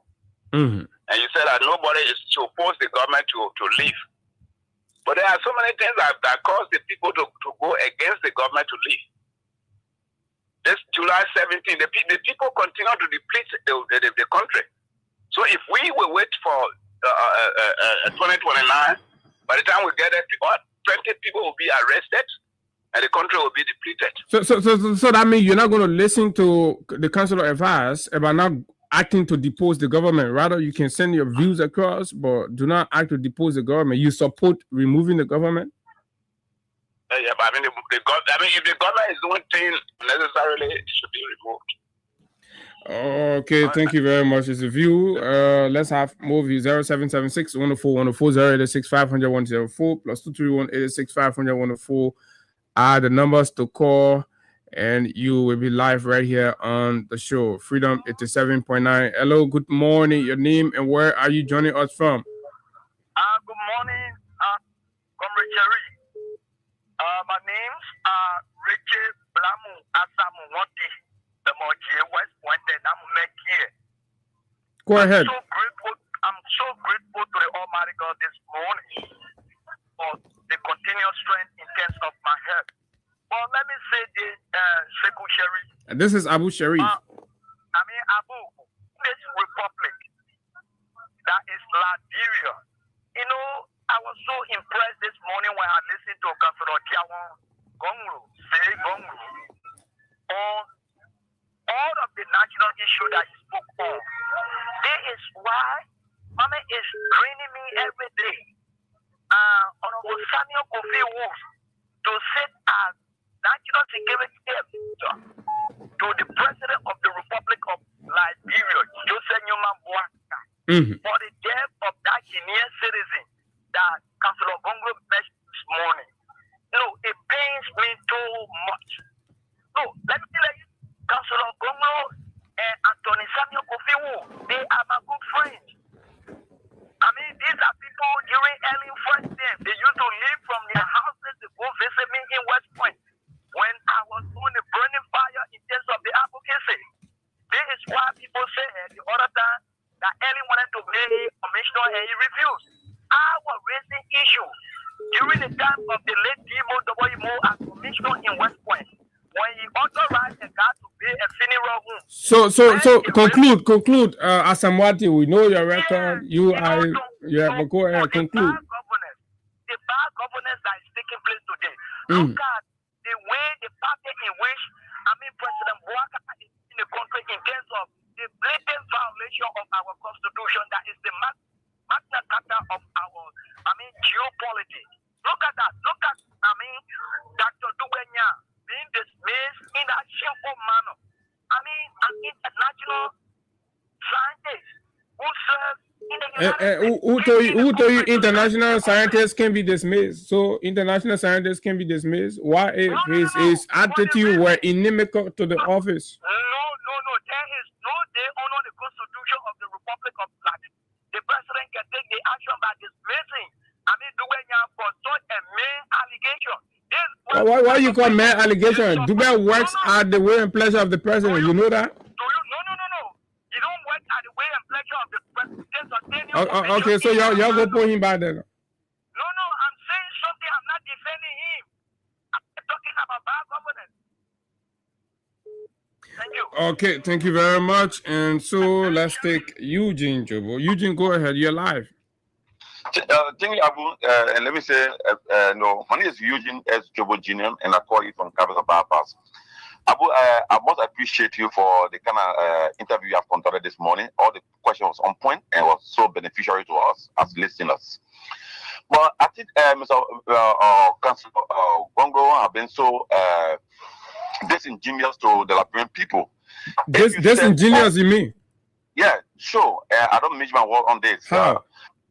So if you said to us that the excesses of the government is more than the goodness, the councillor should be calling on his a former vice Senate Barrow to resign. You mean Mr. Yakpaolo? Of course. You should be calling on him to resign. His resignation of Yakpaolo is not in Gonglo's purview. It is a personal decision that Yakpaolo should take by himself. But the transformation of the governance system of this country And for the fact that the Legal Counsel is done the statement, but his recommendation, you listen to him that sometimes he make he send out papers and for which the lawmakers don't follow. So if you put that in the public that calling on your vice tenant bearer or your former vice tenant bearer to resign, what is true? So to resign from what? To resign from the government or from his party? From the government. From the government, because there are reasons for which you supported the Unity Party, you endorse the Unity Party, like you said. And if Unity Party is going contrary from what you saw, you should be calling on your vice tenant bearer to resign. But the reason why he can't do that because I believe somewhere the head of the EPA, somewhere that Rafi with Gonglo. No, come on, man, Councilor Gonglo, integrity. Come on, you don't want to say that. Abu, you listen to the Legal Counsel when he said, President, we have bill for the 7 condominium. It's far from the reality, Abu. You cannot speak like that as councilman. You have to have the fact. So we are calling on him now. Then why are you talking here? You get fired too? You talk about Yakpaolo giving the man money, you get fired? I said perhaps. Abu, I said perhaps. So he has quoted Eugene Fagon, and Eugene Fagon was a spokesman of the government then. Abu, so let me conclude on this. No, let's finish the other one, yeah. So you agree, P4 on the man, right? No, I don't. Why should I be for the man? I speak my opinion on this. It's my opinion. Unless you want to question my opinion, and that which I don't want you to do. Because so even if your opinion is not correct, but you hold it that it's your opinion. No, but no, I speak with the opinion on the basis of his own presentation.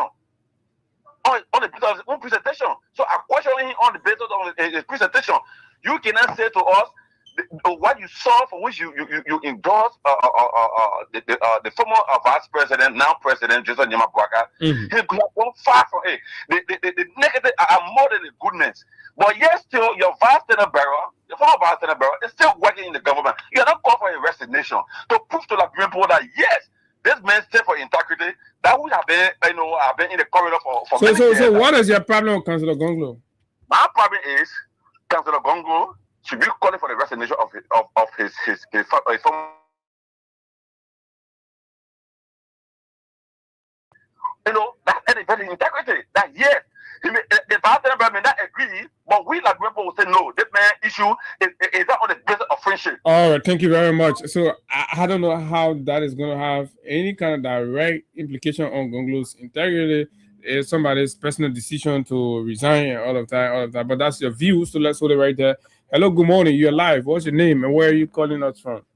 Yeah, this is Molo Massive. You're calling from this morning. Go ahead. Thank you for the effort of Mr. Gonglo. Yeah, I listened to him, but he's not playing the ball. He's talking about you understand what I'm saying? He's not playing what? He said he's not playing what? He's not playing his part like a lawyer. I'm saying. My brother just said. So what kind of part lawyers supposed to play? The whole topic. You know what I'm saying?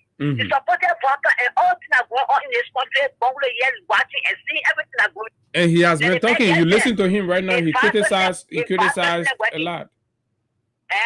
You listen to him. He criticized a lot. He condemned a lot. He condemned even the security advisor. He highlighted a lot of lapses in the government. And he said that the government has made more errors than it has done anything better. So what you want him to do, Masisi? Okay, no problem. When you say he criticized, for you, he criticized. No, what about you now? But are you listening? Ain't you listening or you're not listening to the radio?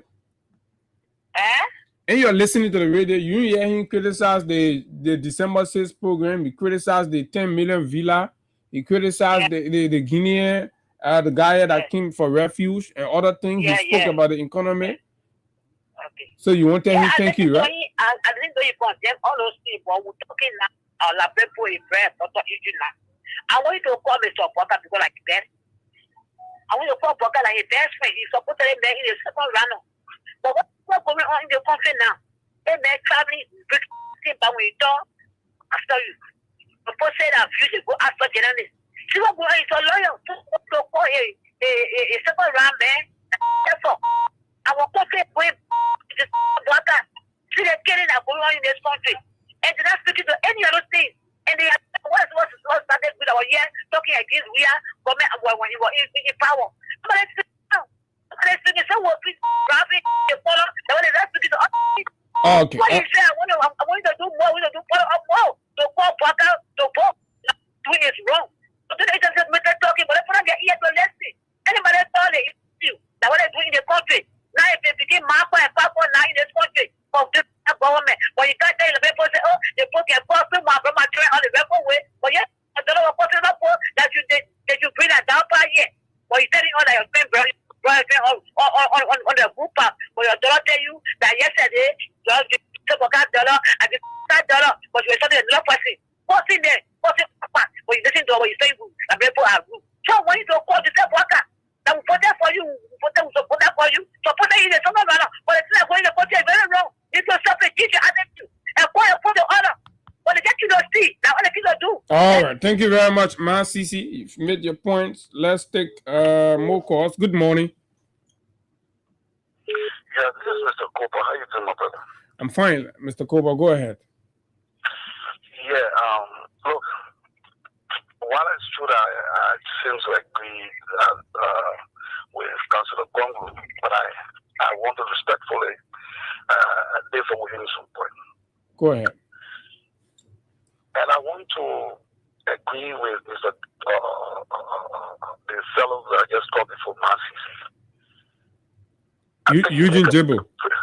Yeah, Eugene make a very salient point, and it's backed by facts. You remember in 2024, the youth wing of Councilor Congo's party published a press release accusing Councilor Congo of taking money from that disaster, the disaster management, no, not disaster management. The EPA? Yeah, the EPA. There's a press release from his parties. Yeah, but those are allegations now, accusations. No, it's not allegations. It comes from his party. And so when it comes from his party, that means it's a fact? That press release came from the National Youth Wing of his party. I have not seen that yet. If you could share a copy with us. You have to search it. You have to search it. But you have it. If you have it, you can share with us. And even I was still looking up there. As a political leader, recommending people to that agency for employment because he has his vice president. But let's move forward. He spoke on a lot of issues, and I want to speak to them. No, you can pick one or two to talk about. What are those individuals that came, for example, the guy that came from Guinea, whether that individual was a refugee? I don't want to believe so. No. When he said refugee, not in the sense of a refugee, but somebody seeking refuge. He was fleeing persecution, so he was coming for refuge. So not that the war in the country. Persecution, when you're coming for refuge and fleeing persecution, there are processes to recognize it for international protection. But let me say, you ask him concerning child still return, and he continued to evade the question you asked him. You asked him, was it treaty? What was the process?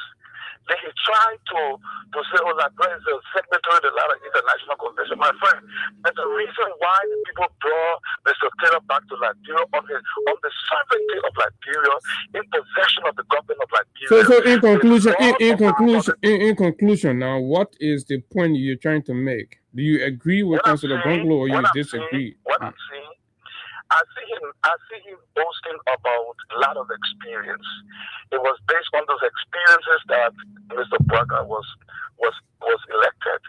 He's not so bragging about it. See, I was so surprised to know that Mr. Braga worked with Mr. Tombo.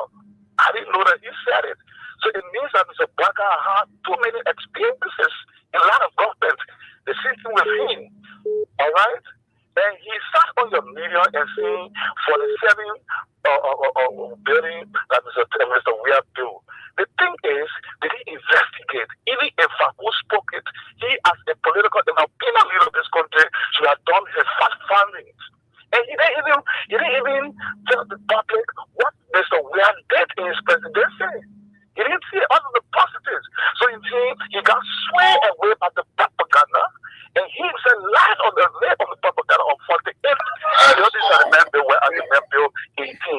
Okay, thank you very much. Good morning, David King.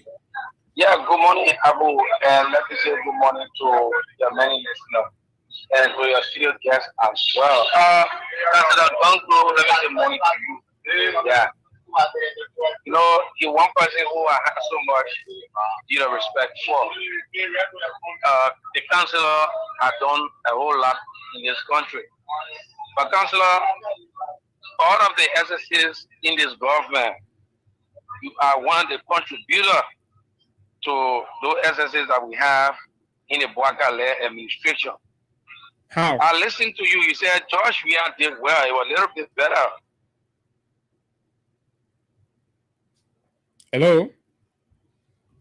Hello, David. Respectfully disagree with my comrade, UJ Jobo. Honorable Jakpawo should resign. No, he can't resign. He shouldn't even be told that he should resign. Because if we look at this Bouaka administration, the EPA has transformed gradually and rapidly on Mr. Jakpawo. He's doing a whole lot at that institution. So we are not saying because Bouaka, some of the people are not doing well, and Mr. Bongo is seeing all of these things.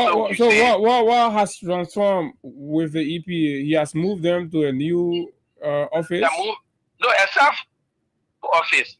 They are moved to a new office, of course. And but it's a rented office. Exactly. He's working on something. All of the wetlands, the thing in this place that people are inclusion. Even on the routes we have with Mr. Jakpawo has sent his team. The guy have gone and took up all of those cornerstone that people planted in the wetland, came in to be that land. And I mean, he has done a whole lot. Wait, but I won't seeing all the ones. I'm a citizen, right? No, I'm not asking you for party. Listen. You know, like I always say to my guys in the green, for us, we'll not be sycophantic, we'll not be deceptive to our people. When we see the right thing happening, we will allude to it. But when we see the corrupt action of the President Joseph Boakai, we will also come out to tell it. There's a man who told us that he will not fly private jet. But just last my man, leave Mr. Boakai, go back to Jakpawo. You say Jakpawo not do well. That's why I say what thing Jakpawo not do. Jakpawo have system in place and he tried to what kind of system he put in place? Jakpawo, you know, as you all know, there are a lot of people who live along the coastal land. And some of those lands that the people occupy in the past, they took government era and were living there. But every time they come, when they break down those mission structure they build there, they will come to government again for government national disaster management to go and contribute to them. So Mr. Jakpawo has said, even though you have the right to live in Liberia as a Liberian, but you cannot live in a prohibited area. So he's trying to mission structure along the coastal line, and that are some of the mango swamp that people just eat. So you are commending Jakpawo for trying to remove Liberians from their homes along the coastal line. I'm asking because you say the man going taking the people from there. You're saying that the man has advocated for relocation. Right? Listen, you know what Mr. Jakpawo is doing that. He is also advocating with international partner to make sure that leave me with your Jakpawo business, my man. Leave me with your Jakpawo business. I don't even know what you take Jakpawo business from them. Good morning. Good morning, Abu. Good morning. Yeah, this is Never constrained to call your show this morning. Yeah, Never. Welcome, man. I'm brother. How you doing? I'm good. Thank you for the hardship for our country. They listen to Mr. Congo. Councillor Congo. The reason why Councillor Congo, sorry, he said the reason why he put the Boka. He said because Boka worked with the late President Tobo. Now on that basis, you vote for Boka because he worked with President Tobo for a long time. And he Councillor Congo telling us the reason why Liberians should vote for him. No, he was counting on the strength of his experience in government, and from how he sounded as though he was okay with Talbot leadership style. So he was of the opinion that this man had learned something from Talbot leadership. Abu, your experience should be based on performance. What happened for that performance when you were working with Talbot? Even serving as vice president. You should look at all this. Why is it that Councilor Congo is telling the Liberian people should vote for him? Because of what? He transformed justice ministry. He did a lot of things at the place where he was working before he resigned. Labor ministry. It is based on your performance and the kind of the work transformation you have carried on to the institution. That's the reason why people vote for you. You can't just vote for somebody because he's still working with former president. That's the reason why you vote for them. No. They never suffer in the country. We have to be real. If you want people to vote for, if you're going to vote for people, you can look at the person's performance in the past, what the person has been doing, what the officials of the person, and what better the person will do in the future. That's the reason why you vote for people. Look at where we are today.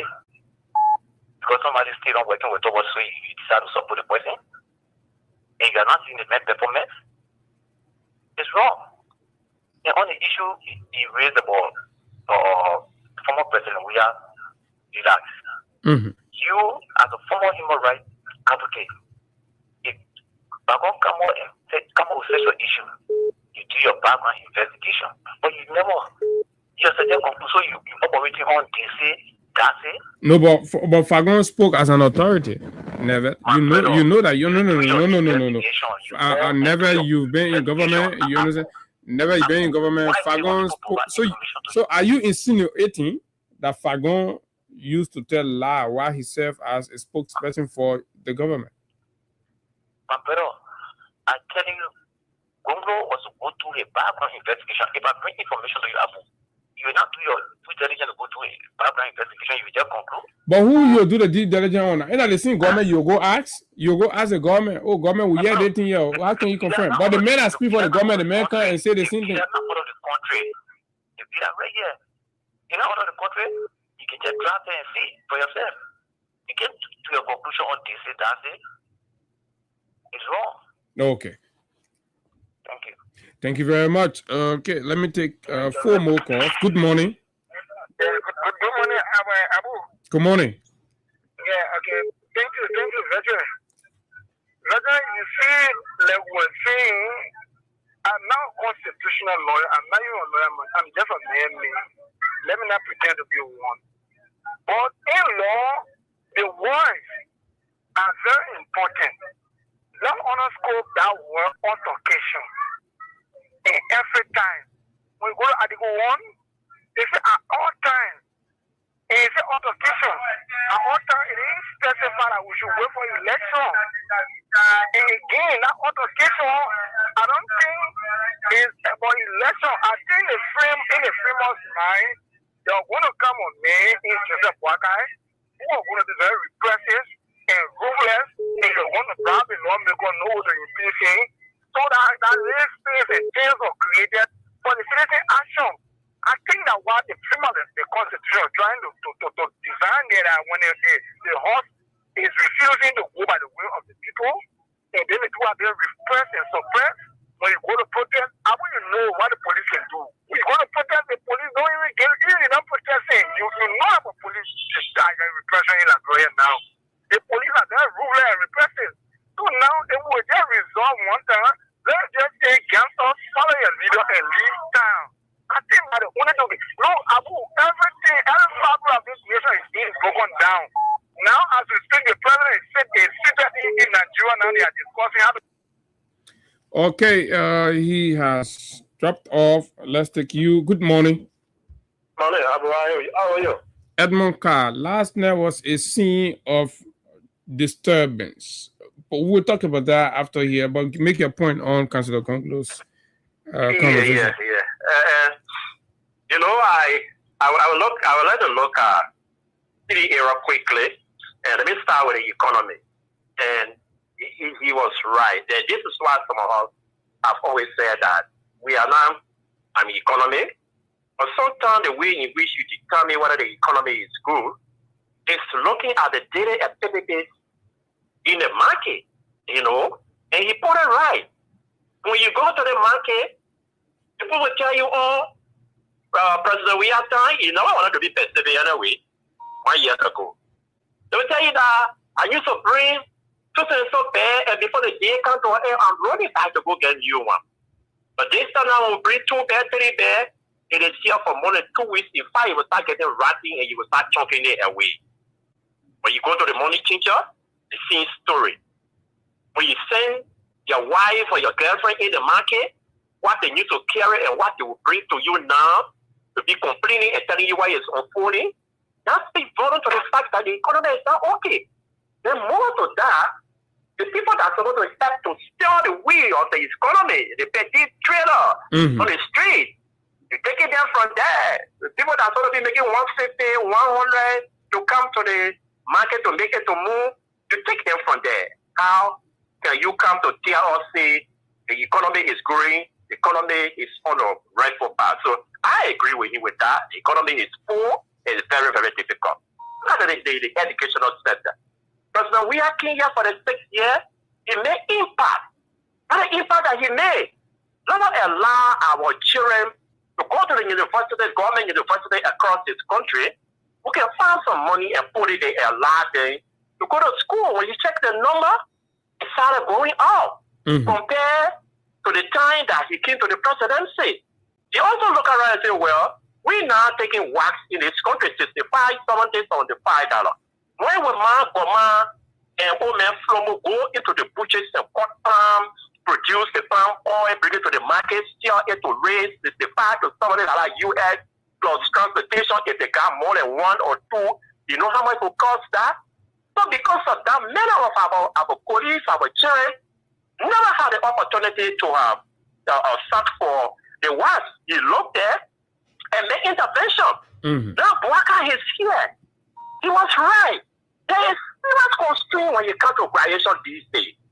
You will go to school, sometimes you spend something like $100 or $150 for the entire academic. Then when you come to graduation, $200, $250, $300. Then when you finish paying that money, the people are giving you empty diploma that they will give you.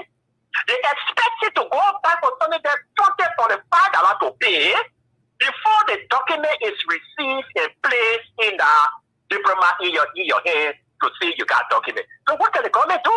But so we are in big impact in the educational sector. That's why you refer to it as Mr. Nobody, but then you are come here as a local, you're making no impact. So I think if you want to have some legacy, so that we can talk about too, go there and make a mandatory and reduce this particular graduation fee payment because it's very, very stressful for parents. It's not happy. I also agree with you. When you talk about this quote-unquote party headquarters store, then he's got a good place.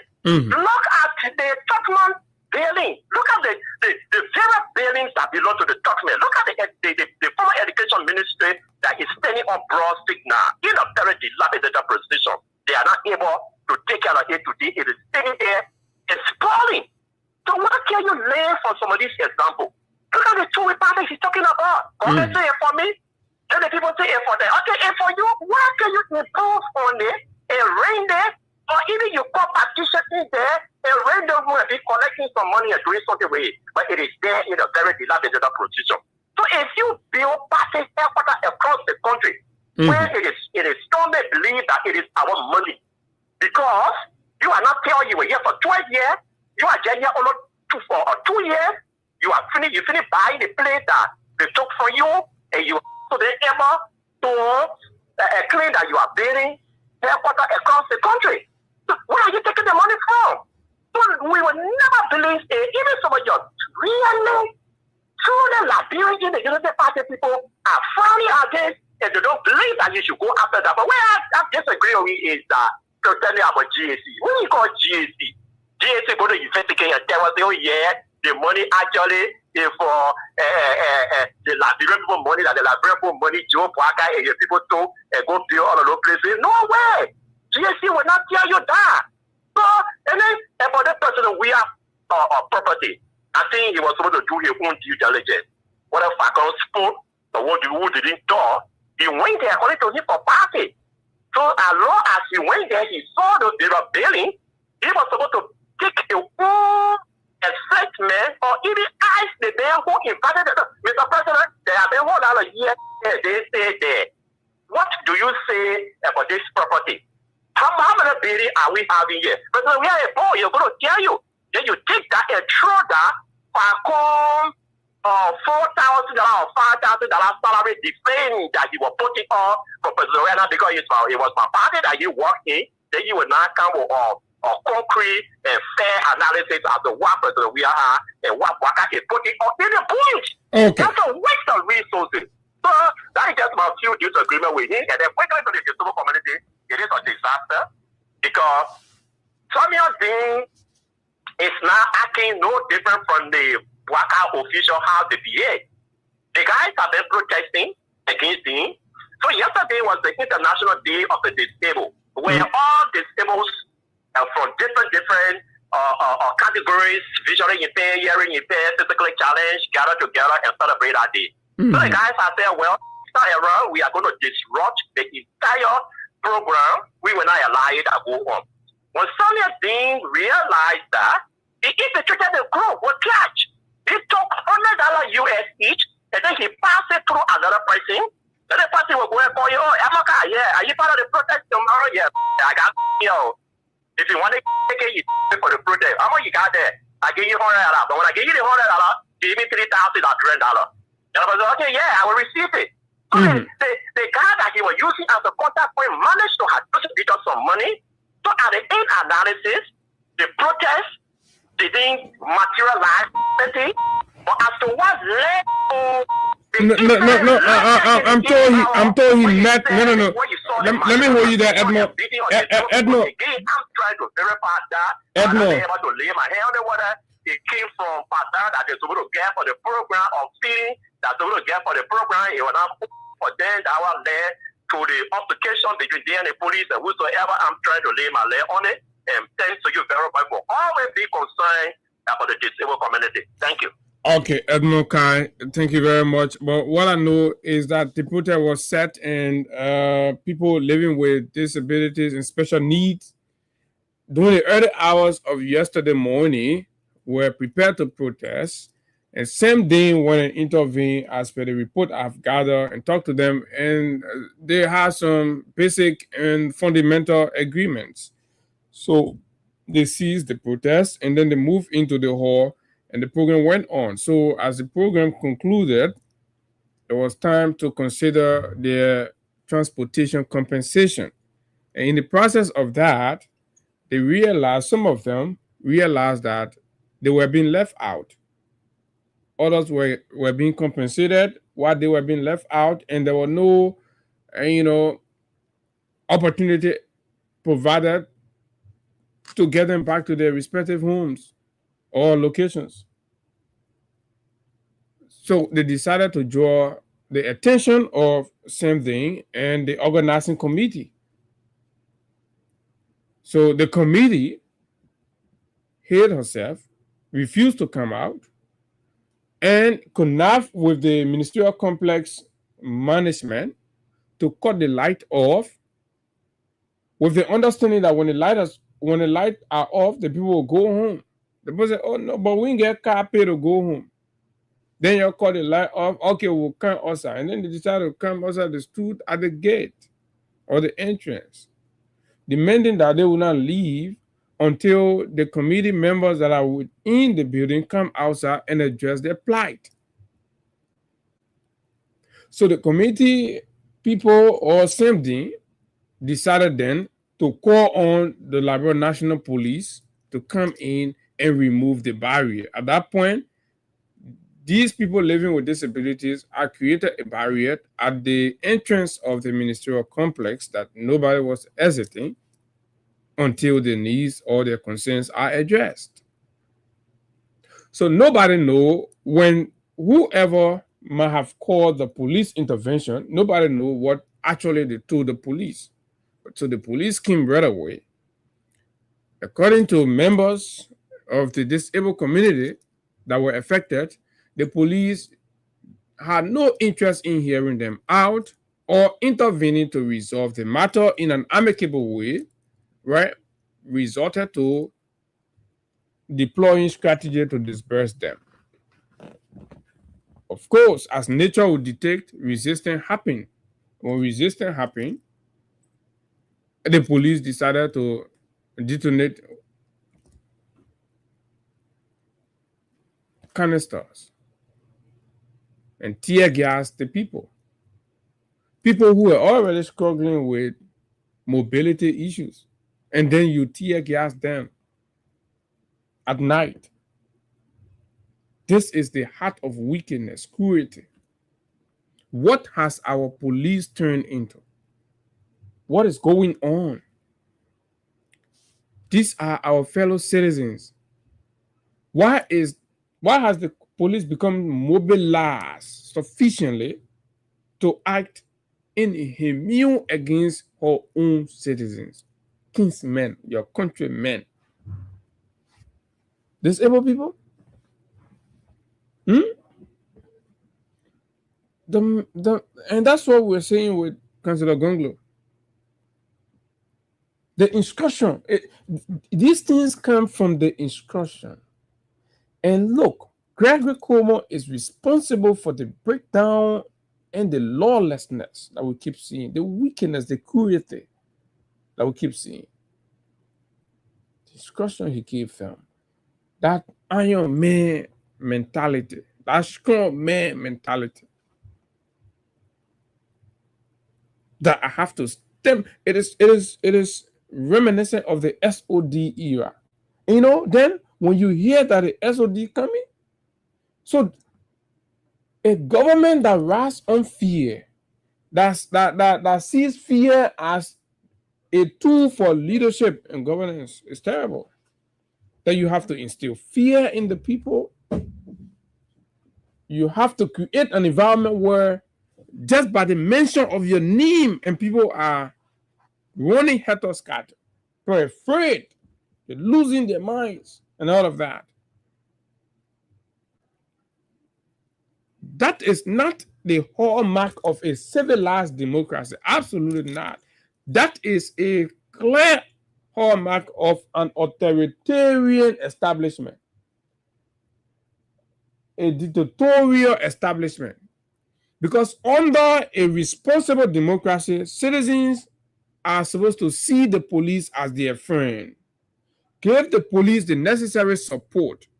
In fact, citizens will be like the informant of the police. In the case of crimes and what have you, citizens will be the one placing calls, giving direction, right, and aiding the police operation.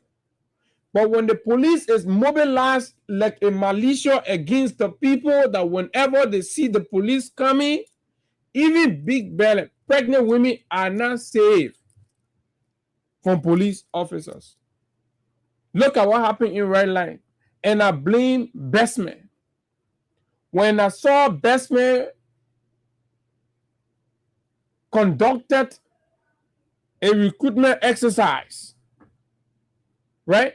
Collected wayward youths in Pittsville and enrolled them into the city police. Those guys can be standing in Red Line, other places, drinking palm wine, and how you call the other thing? What kind of fire? They get the liquor that can be Lawrence Kowa in a small bottle, man, right? Get this liquor there, man. The guys can be drinking. They're in uniform. They have the badge. They have the flag. They'll be drinking liquor. They're not drinking.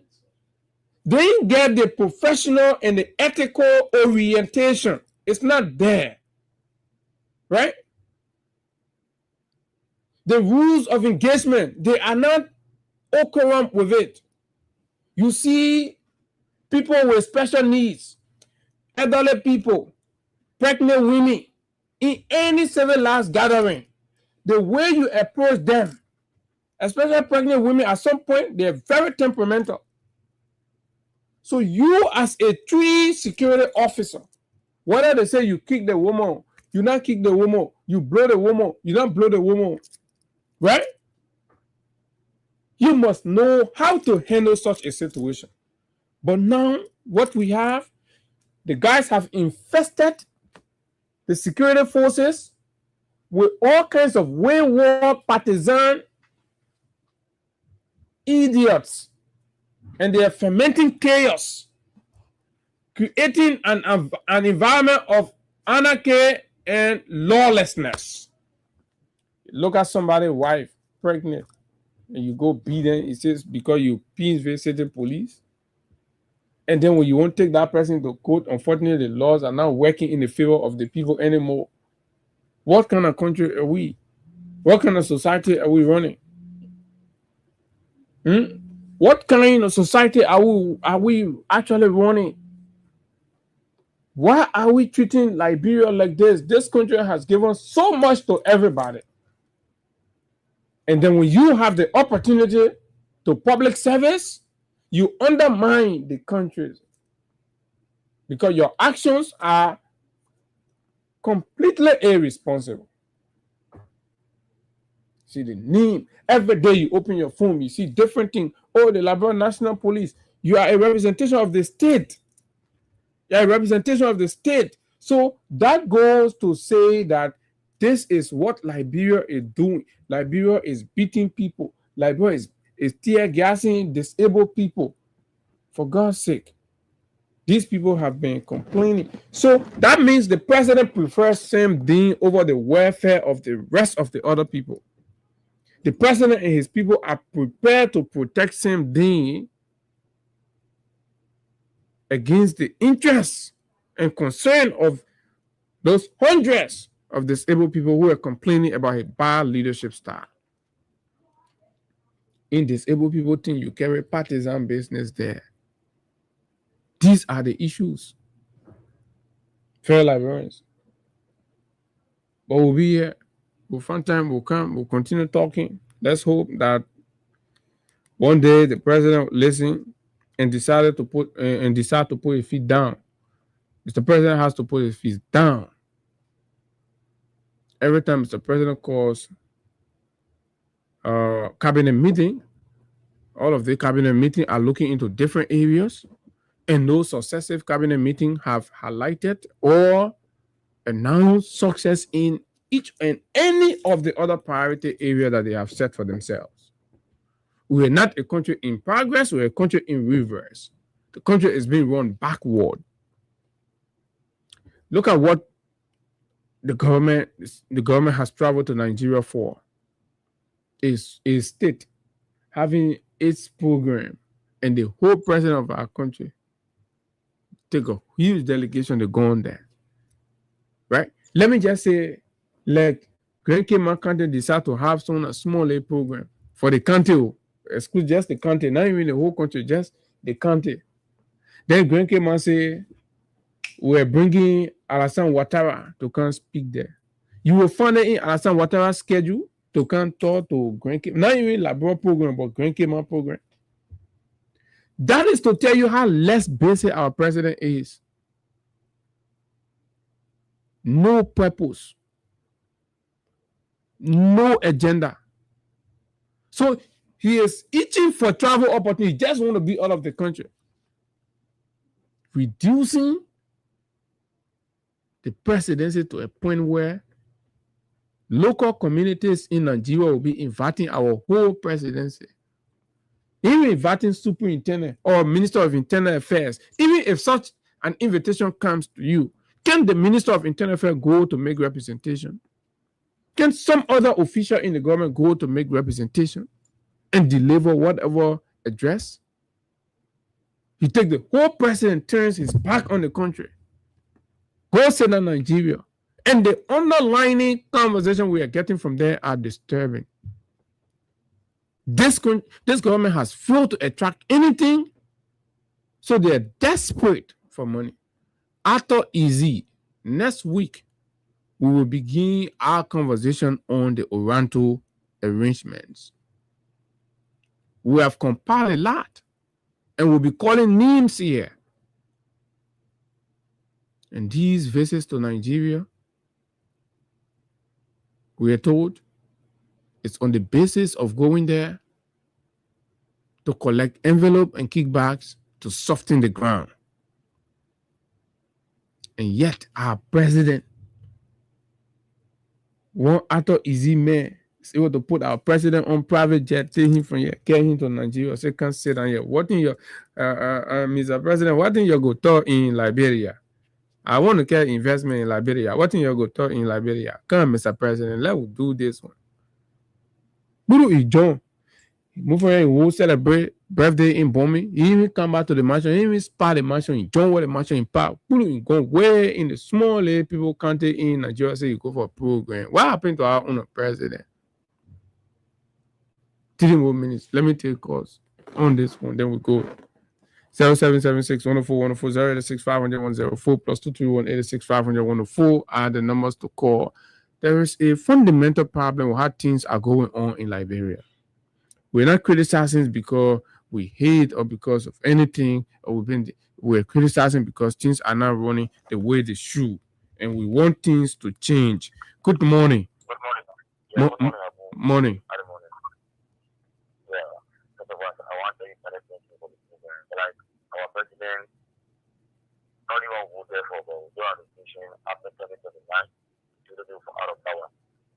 Because they're not value the people of the country. They don't value themselves. They're not care about the people. They're not care about the rich people that was on it. They're not care about it. Different kids, you need to have to be. If you take care about the people, why you don't care about the people? They only care about themselves.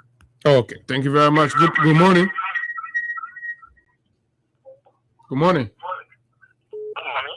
Morning, sir. Go ahead. Yes, Maurice, I'm calling for Center Street. Mm-hmm. All right, changing for the topic of our discussion. But my question to you as a journalist, can you remember, or can I send a clip to you to remember that Joey left the country for 45 days to go with the football team? Then President Bola to go honor our program. Whose one is preferable? The for you who will the football team and to go honor our program. Can you remember that? When you analyze that as a journalist, it's very wise enough because you know that very well.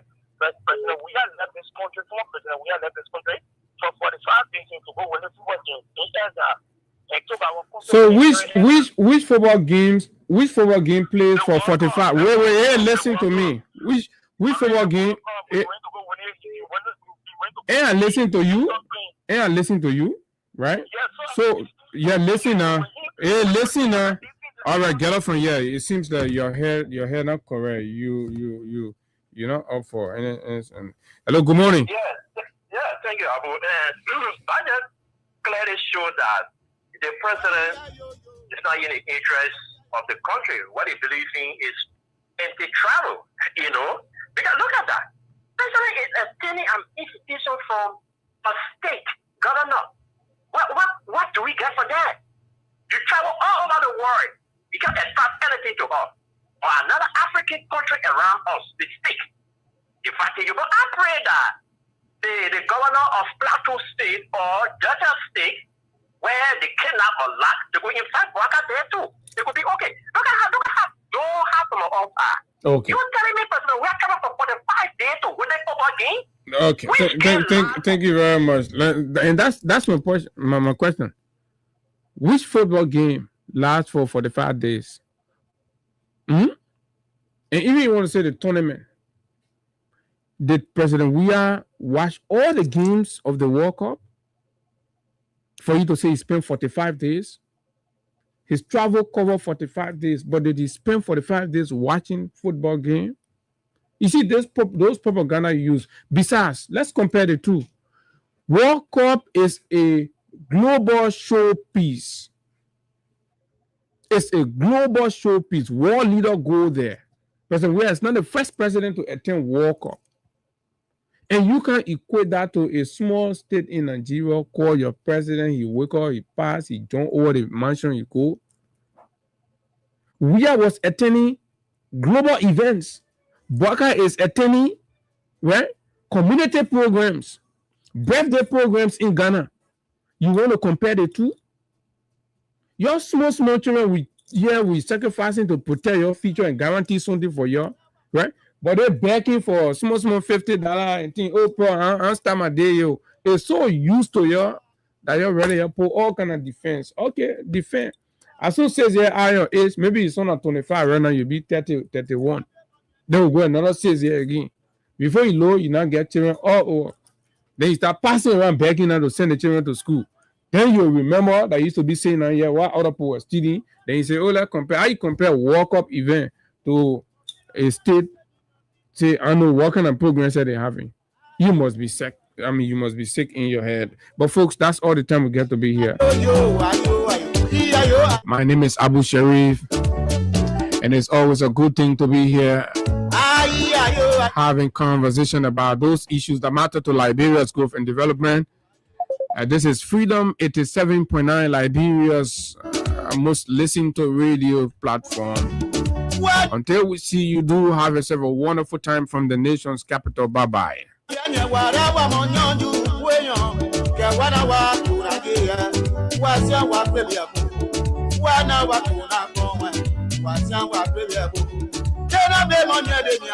I'm a freedom fighter. I'm a freedom fighter. I'm a freedom fighter.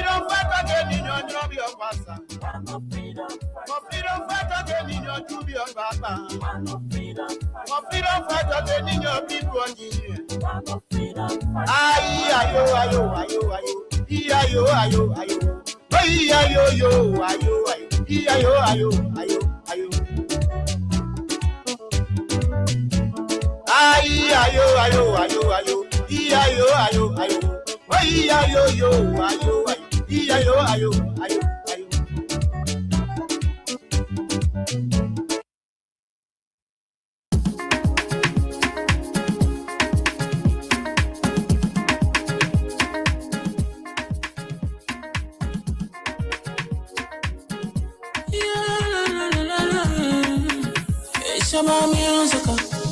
There are crimes in many places, in every community, you know, you can see. So if you see crime, report it. Don't take law in your hand for the right authority. That it can't take your law in. Crime Stopper here for us. We need safety to your door. Whether you rich or you poor. If you see a you must take it. I mean you check. You wait for your safety. If you see I don't keep it, you must call to report it. Crime Stopper, the people bringing safety to your door. Crime Stopper, stopping crime and make it peace for them before. Crime Stopper Liberia, from the center to interior. Crime Stopper, keeping us safe, they're stopping crimes for all of us. Crime Stopper, the people bringing safety to your door. Crime Stopper, stopping crime and make it peace for them before. Crime Stopper Liberia, from the center to interior. Crime Stopper, keeping us safe, they're stopping crimes for all of us. Crime Stopper Liberia is your community crime fighting partner. Don't take the law into your own hands. Remember, if you see a crime, report it. This is a message from your own self, Old Man Sam Cyan. Crime Stopper, the people bringing safety to your door. Crime Stopper, stopping crime and make it peace for them before. Crime Stopper Liberia, from the center to interior. Crime Stopper, keeping us safe, let's stop it crime for all of us. Crime Stopper.